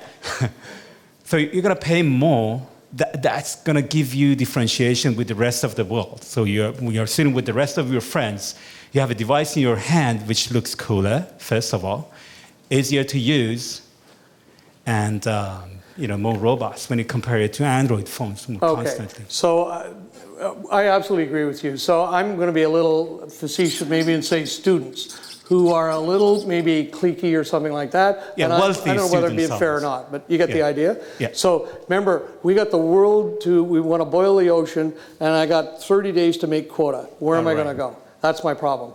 University campuses. Yeah, exactly. Yeah. So I'll probably set up a shop on University Boulevard or something like that, and have a some kind of sale or something like that. Exactly. Okay. Or student centers. Yeah. I agree. All right. So let's do Android next. So what is unique about Android, and where am I going to go to sell? I got this quota problem. What am I going to do? Geeks. So who would like to deal with who has an Android phone here? Okay, so... More control over your phone. Okay. And I would go to universities' engineering departments. Yeah, exactly. Okay, so control. And so the tech guys, right? Right? The tech guys, because it's toys for the boys, right? Yes. Yeah, okay. All right. All right, so BB, BlackBerry, same question. You're needing to hit quota. And where are you going to go? Well, who has a BlackBerry other than me? Maybe the only one in the room. Security. Pardon? Security. Security, yep, exactly. So who are you going to sell to? Government. Yeah, exactly. Hospitals, anybody that's got data management needs that are really, really high, right? Okay, so how do we do? So... Not bad? So maybe I didn't get control in there. Thank you all out of the slide. But the thing I liked about it was, in terms of Google, was it's ubiquitous, meaning that a guy throughout the world, a CIO throughout the world, can actually get Android sets depending on who's selling what over in a given area, right? HTC, whatever the Samsung, whatever the case may be. It's ubiquitous that way. Okay? So now you guys are off. So we're going to take Jeff's thing and we're going to show you what the differentiation is. So his competitors were paper-based systems and manual. So strictly manual. That was it. So he walked into these hospitals, they had a manual system. Okay, so that was his competition, so he had to beat that. So his two selling propositions were, back on line 4, no more blood wastage. That was the dollar side, so note that 4 takes care of 2 because we're driving costs down. Now, on line 6, where it says our product, there's no more blood mismatching either. Now, blood mismatching in a hospital is bad. It's really bad because you die. And that's not really a good thing for a hospital, because you're supposed to be in the business of saving lives. So what they did was they put a little barcode thing on a person's wrist. This is state of the art back then. And they administered a process of checking the barcode, so deaths went to 0. So blood wastage went to 0 and deaths went to 0. A story. So Jeff and I were starting to talk about this way back, probably 5 or 6 years ago, and we're building this little chart. And I said to Jeff, what's the need of the customer? And so I will pose this question to you because I posed it to him. The needs of the customer are one of two. You're either trying to drive costs down or you're trying to drive deaths down, preferably to 0. Which one is more important, in your opinion, in the eyes of the customer? So, being a good Canadian, do you know what I said? I said deaths. So Jeff actually had line 2, meaning deaths. So there's various technologies to support that. And about 6 months later, he comes back to me and he says, Ralph, you're wrong, because they care about deaths a little bit. They'll take the noise factor, but they really need to get those costs down. So we literally flipped line 2, and line 4 became, rather than the death solution, the economic one, and so on. You get the idea. This ended up being the value proposition that actually worked in the market and frankly launched him to a point where he could sell the company and do reasonably well from it as well. True story. Okay? So that's why this is important. So when you take this thing, once it's done, you need to go down in front of a customer and go, this is you, right? Okay, is that your biggest pain right there? This one right here. Yes. And this is the value that you want to see to solve that pain or benefit? Yes. And this is a differentiator right here that's going to shove us across the line, right? And the customer goes, yes, no, maybe, whatever the case may be, but feedback. That's the goal I want to get you tonight. So you got a draft looking like this that you can walk out into the community and test market. Second one, FitBrains. Okay, so Loomis Labs. Who's here heard of Loomis Labs? You've seen this thing beaucoup on TV. They spent $100 million advertising. $100 million bucks. We put $1 million into FitBrains, and they put $150 million into Loomis Labs.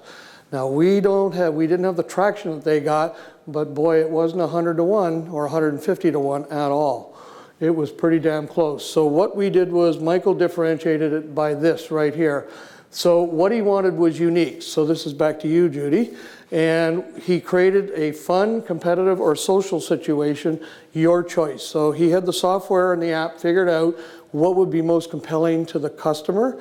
And you could actually go one of those 3 tracks and in terms of involvement and get happy. And therefore, the returns were just enormous. Our unique visitors were out of sight. And that's what won us the Rosetta Stone. Okay? So, now we're down into line 5 and 6. So here's what I'd like you to do. I would like you to figure out the one customer that you fear. Okay, just A, that's all. Give them a name, and then your differentiator. What are you going to do to hammer them? What's going to be here that is the user buyer, if you wish, feature slash benefit, actually benefit, I'm sorry, that's going to cause you to win against that competitor. So 2 things. Who's the competitor? And number 6 line in is what is the differentiation benefit that you're going to use to win? Volunteers. So who would like to talk to Angie about differentiation? Come on now, put your hands up. Don't be shy. Oh, thank you. Do I start from the very beginning? Sure. So it's context? Yep. Okay. For people with disabilities or elderly that use wheelchairs or scooters who need improved road safety while commuting, the Tetra Light is a bright safety light attachable to any wheelchair or scooter that provides increased visibility and a sense of safety for the user. Unlike bike lights and wheelchair headlights, our product is the only LED light positioned high above the wheelchair with 360 degrees of visibility, is fully accessible for various levels of dexterity, and packaged in a robust, flexible housing with universal mounting. It's not bad. Not bad. Good. Yeah. A little too wordy maybe on the last part, like the housing and stuff like that. I'm not sure because I don't know your marketplace well enough, but that's good. Good start. Yeah. Yeah, good application, by the way. That's good. All right. Anybody else? Come on now. So, okay. So Full Tech Innovations has a rapidly deployable, 3 times expandable mobile building.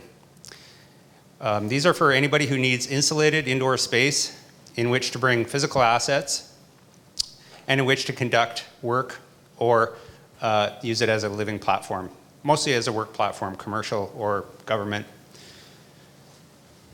The need is labor time, simplicity, and cost to get a particular task done. We can lower that relative to our competitors. Key competitor is Kentucky Trailer. That's a company that provides expandable tractor trailers down in the US.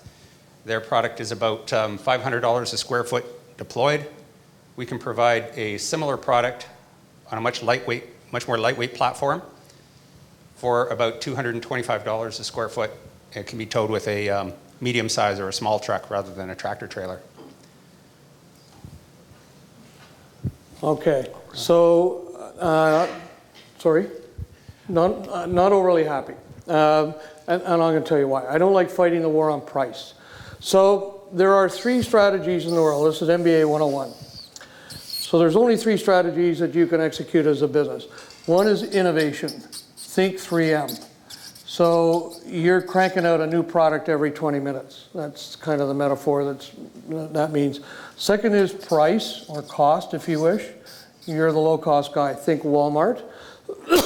And the other one is called customer intimacy, which means you know their business better than actually they know their business, because you end up with a whole bunch of customers and you're able to see best practices across the whole market segment. And you know what best practices are, and you're almost turning into an advisor. Okay, so where am I going is this. I'll bet you most of the people in this room are going to end up right here. Now, you may start here, but you want to end up here. This is a very dangerous and slippery slope because scale counts and a whole bunch of other things. And if I'm your competitor and you're doing that to me, was it $500 versus 200? Roughly speaking, 500 to down to 225. Okay, so what was the name? Kentucky Fried Chicken? What was the name of it? Kentucky Trailer. Kentucky Trailer, right. Okay, so you're Kentucky Trailer, so let's play the strategy game. You're starting to bite into them. What would they do? They would have difficulty lowering their costs because our product is predicated on some patents that allow us to build a lightweight unit. Are they big? Pardon? Are they big? Kentucky Trailer, is it big? Kentucky Trailer is a pretty big company, yes. Okay, so do you think you could last 6 months if they gave it away free? I have a hard time imagining them giving away $500,000 tractor trailers for free, but... Right, but you get the idea, right? So they're going to match your price. So I know they're losing money and stuff like that, but you're pissing them off and they just want to drive you under. And that's the problem with price. Because they got more resources than you do. Remember about the 5th or 6th slide in where I said, if you don't win on differentiation, don't plan on winning on price reduction. I'd say you're right. Our product is also differentiated in that it's smaller scale, so it allows a lot smaller operators to embark on in the market. For instance, mobile marketing would be our beachhead market, so marketing companies that want to roll out products, for instance, like a Red Bull. Now you're talking. Stay away from price, please. And I think you've got a differentiator there based on what you just told me in the last couple of minutes, and you want to play that card. Correct. Okay, please. Okay, because I want you to be around and succeed. Thank you. This is a very, very slippery slope. Think Walmart in here. Can you compete against Walmart in the market? No. And this one here is very, very hard because you need a process and culture and stuff like that. This was the one that I always won on. So remember my 8 startups? Right here. I knew the business segments that I was pursuing better than the customers knew the business segments. And the reason for that is, let's go Parks and Rec. I had 730 customers. I knew who the good ones are and the bad ones were, and I could tell you what great was and what crummy was. All I had to do was ask. Okay? Thank you. Okay. All right. One more. Who's next? Yes, this lady right here, and then we got to get Judy to talk as well, or Darcy, depending on who wants to talk. Should I do the whole thing? Pardon me? The whole thing? Yep, whole thing. So CloseFox is for sales professionals who need to increase sales with actionable insights for prospecting and follow-up. CloseFox is an integrated CloseFox is an integrated sales workflow that connects your email, CRM, and content that provides the ability to streamline emails to prospects, view real-time analytics, and to follow up insightfully and immediately. Unlike Tout app, we close the loop between sales and marketing by tracking content success through a real-time dashboard and providing actionable insights. Okay, and who's your biggest competitor? Tout app. Sorry? Tout app. I don't know them. 15 million, they just got in funding last week. Yeah, okay. So Salesforce is not in your space? I think Salesforce is definitely, but I think they're too large and their price point is definitely targeted towards enterprise clients and Fortune 1000s, whereas this is for up and coming tech companies that are kind of carving out that space with their inside sales teams. Okay, so is that stated, what you just said, is that in your line 1? Is that in the 4 line? No. Maybe you want to put it there? Definitely. That would be helping me a lot. You scared me because I'm thinking Salesforce and I'm going, whoa, here comes a tractor trailer and away we go. So how would you suggest doing that? I'd put it in line 1 and say 4 up and coming tech companies, I think is what you said. I really like that. So let me ask you a question. So the user buyer is the small companies, small tech companies like under 50 employees? I would say anywhere from 50 to 200. Okay. So have they got a VP sales? Usually. Okay. And have they got a VP marketing? Usually. Okay. They usually have a CRM system. Sometimes it's Salesforce and sometimes it's something or it's Excel or something like that, right? If in the worst case. So are you trying to bolt the sales guy to the marketing guy, the usual problem?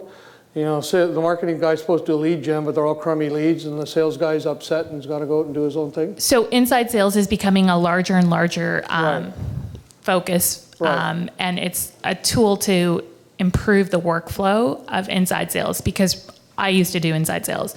And what we would do is we'd be working out of our CRM to download all the leads and pull the templates, but then sending the emails out of Outlook. Yeah. And you weren't able to mass email. Yeah. You'd have to do one-offs, Yeah. which is great. But It's not good for campaigns or Yeah. anything like that. so this is to improve that entire situation. Okay. So I like the space where you're going, because I've been there, done that, and it's just annoying what's going on in that little tech startup area right in there. And you can't track it, you get no data, leads go through the cracks, whatever. And you don't know who to follow up on. So Yeah, this will exactly. actually track your Exactly. content of opens and all that kind of stuff, which I didn't really put in here. Okay. So I'm looking at this again. So hit me with line 6 again. What's your differentiator again? So this is a typical conversation, by the way, that I would have. If I was on this young lady's board, I'd be having this conversation with her going, well, what about? And after a couple hours, we'd have something reasonable. And then I'd tell you to go talk to a startup tech company or two and check it out. Okay. That's what I would do. We close the loop between sales and marketing by tracking content success through a dashboard and providing actionable insights. Okay, so I can't grab a hold of a result. So let me describe a result. Let's say it's lead gen, because you got the marketing guys in there, or some kind of methodology of moving a lead down the funnel or something like that. We help move them from Marketing qualified to sales. Exactly. Yeah. Exactly. Okay. Yeah. Keep going, because it's a good space and there's lots of room in there for innovation. Okay. So Judy, is it you or your buddy Darcy? Actually, we have a question first.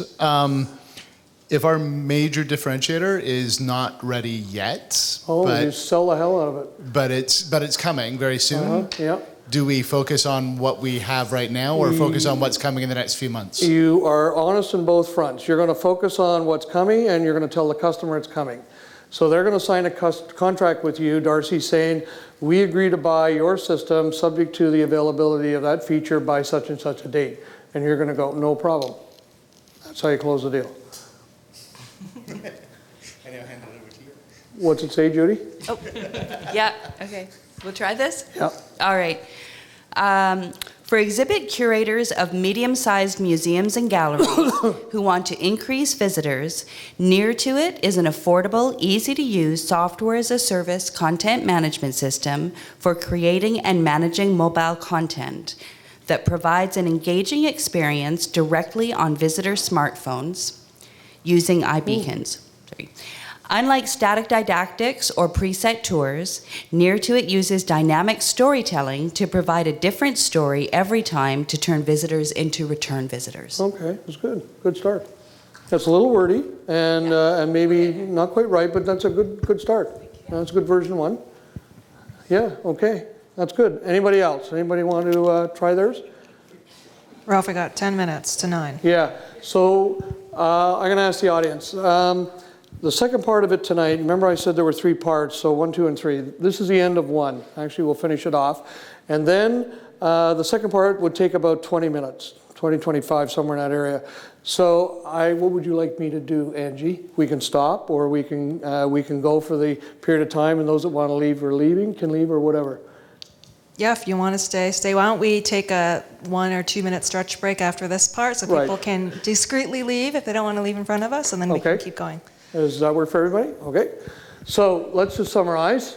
So this is why this positioning statement is really important. And these are the perspectives that I think you need to contemplate in terms of once you get this thing working, you can actually use it highly effectively. So I'm going to let you read that, except I want to talk about the last line, and that's you. So here's your problem as CEO, and it's kind of embodied with Daniel's comment a couple hours ago. You need confidence that you're doing the right thing. And by doing this process, you actually go through a discovery process that's relatively inexpensive, maybe a little timely, but you get confidence that out of the whole suite of choices that you got out there, this is the one we're going to do, and we believe it's right. And that's really important because it's a very, very lonely situation that you're in with a lot of variables in play and a lot of ambiguity. And the best thing you can do for yourself is try and get focus right by doing a little bit of work up front and making a great decision. So that's probably the key part in this process tonight. Secondly, here's a summary of what we talked about. So you now have a hypothesis. So if you're in the idea stage, you have a hypothesis in terms of what you think your idea is going to be. So it's kind of like what Judy talked about tonight. So we have a guess as to what's going to be important for the customer. Now we need to convert the guess to facts, because investors like me like investing on facts, not your guesses. And what we want to do is have you use this process whereby you can actually do that. So that's the second paragraph down there. 17-second pitch. Does anybody know why the 17-second is there? Where did it come from? Anybody know how? There's a business phrase out there called 17-second pitch. Pardon? The elevator pitch? Yeah, exactly. So how it works is I'm at a trade show with Peter, and we get on the elevator in the hotel, and I go, oh, Peter, that's a pretty interesting name of the company. What do you do? Peter's got 17 seconds to tell me between the first floor and the second floor, the 10th floor in the elevator. And that's kind of how the 17-second pitch came about. So the strategy with what we're talking about tonight is it's going to be a little wordy to start with, but then you start netting down the wordy parts to something that's digestible within 17 seconds. And it can be done because it is done. There's a lot of companies out there that have done this before. Okay, so that's the end of that. That's the start of that one. And the last one is the confidence thing. And with that, I'm with Angie, and we'll take a 2-minute break. Yep. All right, so the second part, short and sweet. And the reason is, or the question is, that, I want to pose to you is what you're proposing to do worthwhile as an endeavor, okay? And generally speaking, this is not a charitable process by and large. In some cases it may be, but by and large my experience is it's not. And so you're going to invest a whole bunch of time, you're going to get some founder shares, you're going to go through the process for maybe 10 years, and you're going to sell. And you're going to end up with the result you want. So here's a bit of a structure, if you wish, to get your gray cells thinking about whether this is worthwhile or not. So here are the questions that I would pose to you. How big can this opportunity become? Is it going to be relatively small, medium size, or big? How much of this can you win? And we're going to go through this as a formula. And you're going to spend 10 years. And if you do an ROI on this, or for those that are financially oriented, internal rate of return or whatever, is this thing a worthwhile endeavor? Okay, so this is total market, and otherwise known as, it's known as total market. The total addressable market is this one right here. TAM is an acronym, and that's the market that you can address. Okay, and the other part of it obviously is non-addressable. So let's go to Judy and say, Judy, what would be an example of non-addressable from your point of view? At this point in time, what would be a non-addressable market? For our product? Yep. You going to go to Antarctica? Oh, okay. Yeah, no. Okay, are you going to put it into, I don't know, Dutch? Are you going to translate it? Into, sorry? Dutch language? Oh, Another translation language? of it. No, it's, okay. no. So you get the idea. For us right now, anything outside of North America is non-addressable. Right, and I would suggest where you are right now, I'd actually pick the Pacific Northwest. Yeah. One of the ways of making sure you control your costs is, and the rule of thumb is if you don't succeed in your backyard, don't expect to succeed elsewhere. Agreed. Right, okay. So everybody has things like that over here, just like Judy said. And my two favorite ones are geography and language. But there may be other constraints that you've got as well. Okay? Make sense? So how big is your total addressable market? All right, let's keep on going. Now, then what we want to do is get you to determine your revenue in year 1, 2, and 3. And let's assume your product is actually working. So there's going to be some ramp up, call it year 0, that you're going to invest, and then you're going to end up in years 1, 2, and 3 with a certain revenue stream. Now the good thing about revenue is it's really an easy formula. All it is price times number of units sold. And it's a very easy equation to understand. And so what we want you to do is get your determination as to what your total market size is, namely in revenue opportunity, which means that if everybody bought today at your target price, which is not necessarily what you're going to ask in the near term, how big is that market opportunity? Okay, now we want to go do the same thing in terms of addressable market. So likely price is seriously different than your target price because you may end up getting into competitive situations. And generally speaking, price is the variable between the two that people get wrong.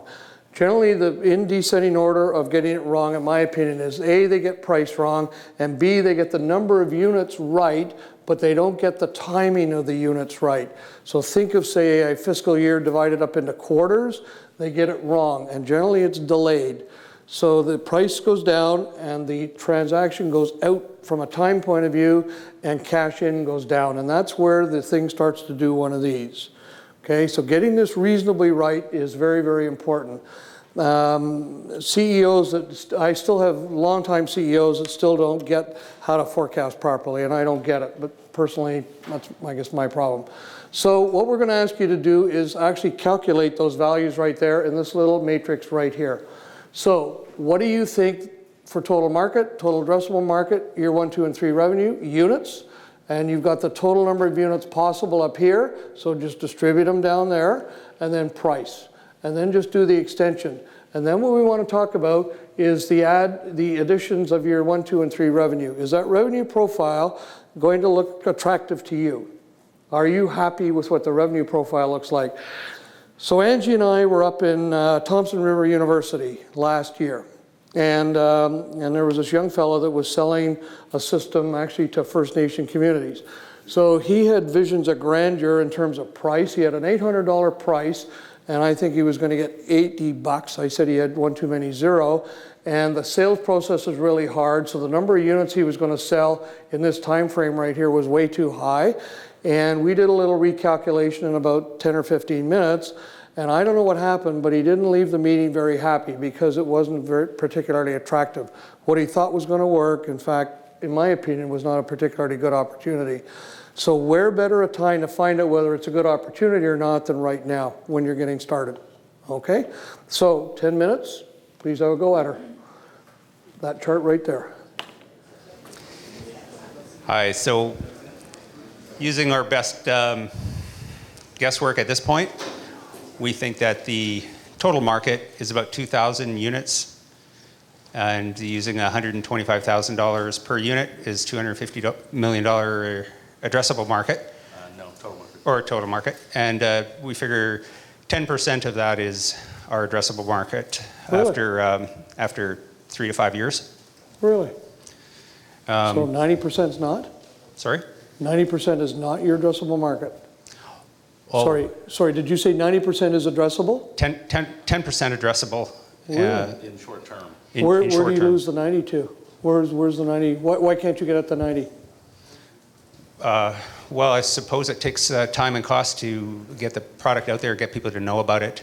Okay. And I mean, your call. It's just it's a big number to me, but nonetheless, you're in kind of the hardware game, so I'd probably, you know much better than I do about what's real. It's to market in 196 countries Yeah. and 65 or 70 major spoken languages in the world. Yeah, you don't want to be doing that. Takes a few years Not to in build that not up. in the first while. Well, Okay. I would say actually that I'm calculating our addressable market within North America, and Yeah. we have potential to move particularly into Western Europe. Okay. All right. All right. So we got, how big's the addressable market when we're done? Like this number right there. Sorry. Right here. How big is that number? $25 million a year revenue Okay. And is that per year? per year. Okay. All right. Okay. So what happens down here? Hoping to get to the $25 million point after 3 to 5 years. So you're going to take it all. So out of the total addressable market, you're going to win it all. Is that correct? Well, I suppose unless the term, I'm using the wrong terminology, then maybe.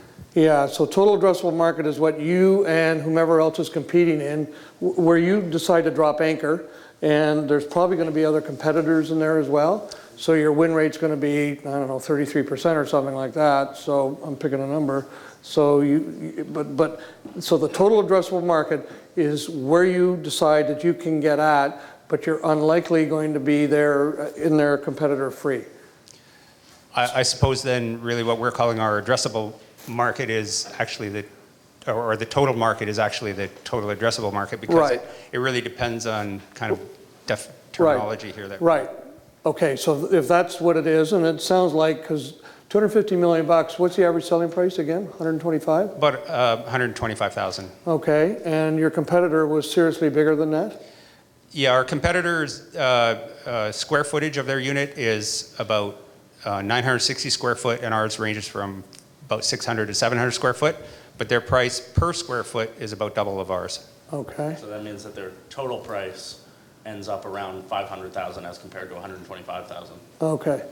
All right. So the one wrinkle that you want to add to this little chart, I would suggest, is down in here, this one's really good for software, but for hardware, you got cost of goods.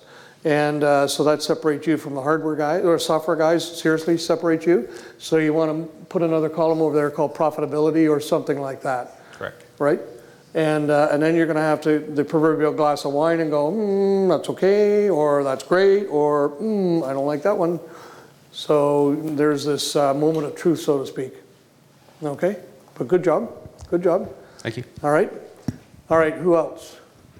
Come on now, one more. Come on. The gentleman in red back there, that's you. Do you have something? Okay. Okay. Anyone else? Daniel. Come on, Daniel. You've been a good sport all night. So the total market globally is in the low digit trillions because the entire global telecoms is really a large part of the market. I think that our addressable market will grow over time as more use cases become possible, as the product matures. So I think our year one revenue is at most in the millions. And then it kind of can grow exponentially if we get the product market fit right. Okay. So what would be my advice to you, Daniel? You're still at the point where you're going to drop anchor, which one of those verticals, right?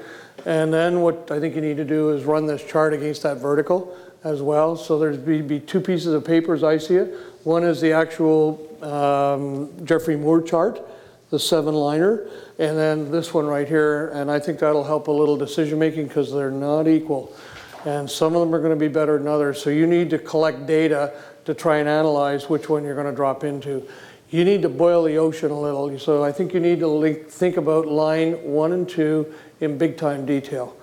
And you need to segment that thing down really aggressively as well. My hope would be you can get to some of these opportunities in the Pacific Northwest area, because it's going to take a relationship sell to start with. I've actually sold some of the stuff like you're talking about right now, and it's not a trivial sale. Yeah.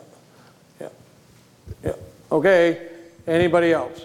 Anybody else wanting to share their information with us? All right. So thank you very much for tonight. So the goal tonight was, I've got the white box sheet in front of me. I hope tonight has enabled you to actually get a good first version of it out. Ideally, I'd like it supported by the Jeffrey Moore one, and frankly, this chart right here as well, in order to give you a complete kit. But the goal is to start you on the journey of crafting something like this. If you show up to this, in my opinion, in front of the judges at New Ventures BC, you will wow the hell out of them, because this is where they really want to get to. They want to hear it in business terms, in value terms, and not technology and not jargon and acronyms and stuff like that. So with that, thank you very much for being here. Hopefully it's been useful, and as always, I find it fun, and thank you for inviting me, Angie. Thank you very much, Ralph. Yep. Good night, everyone.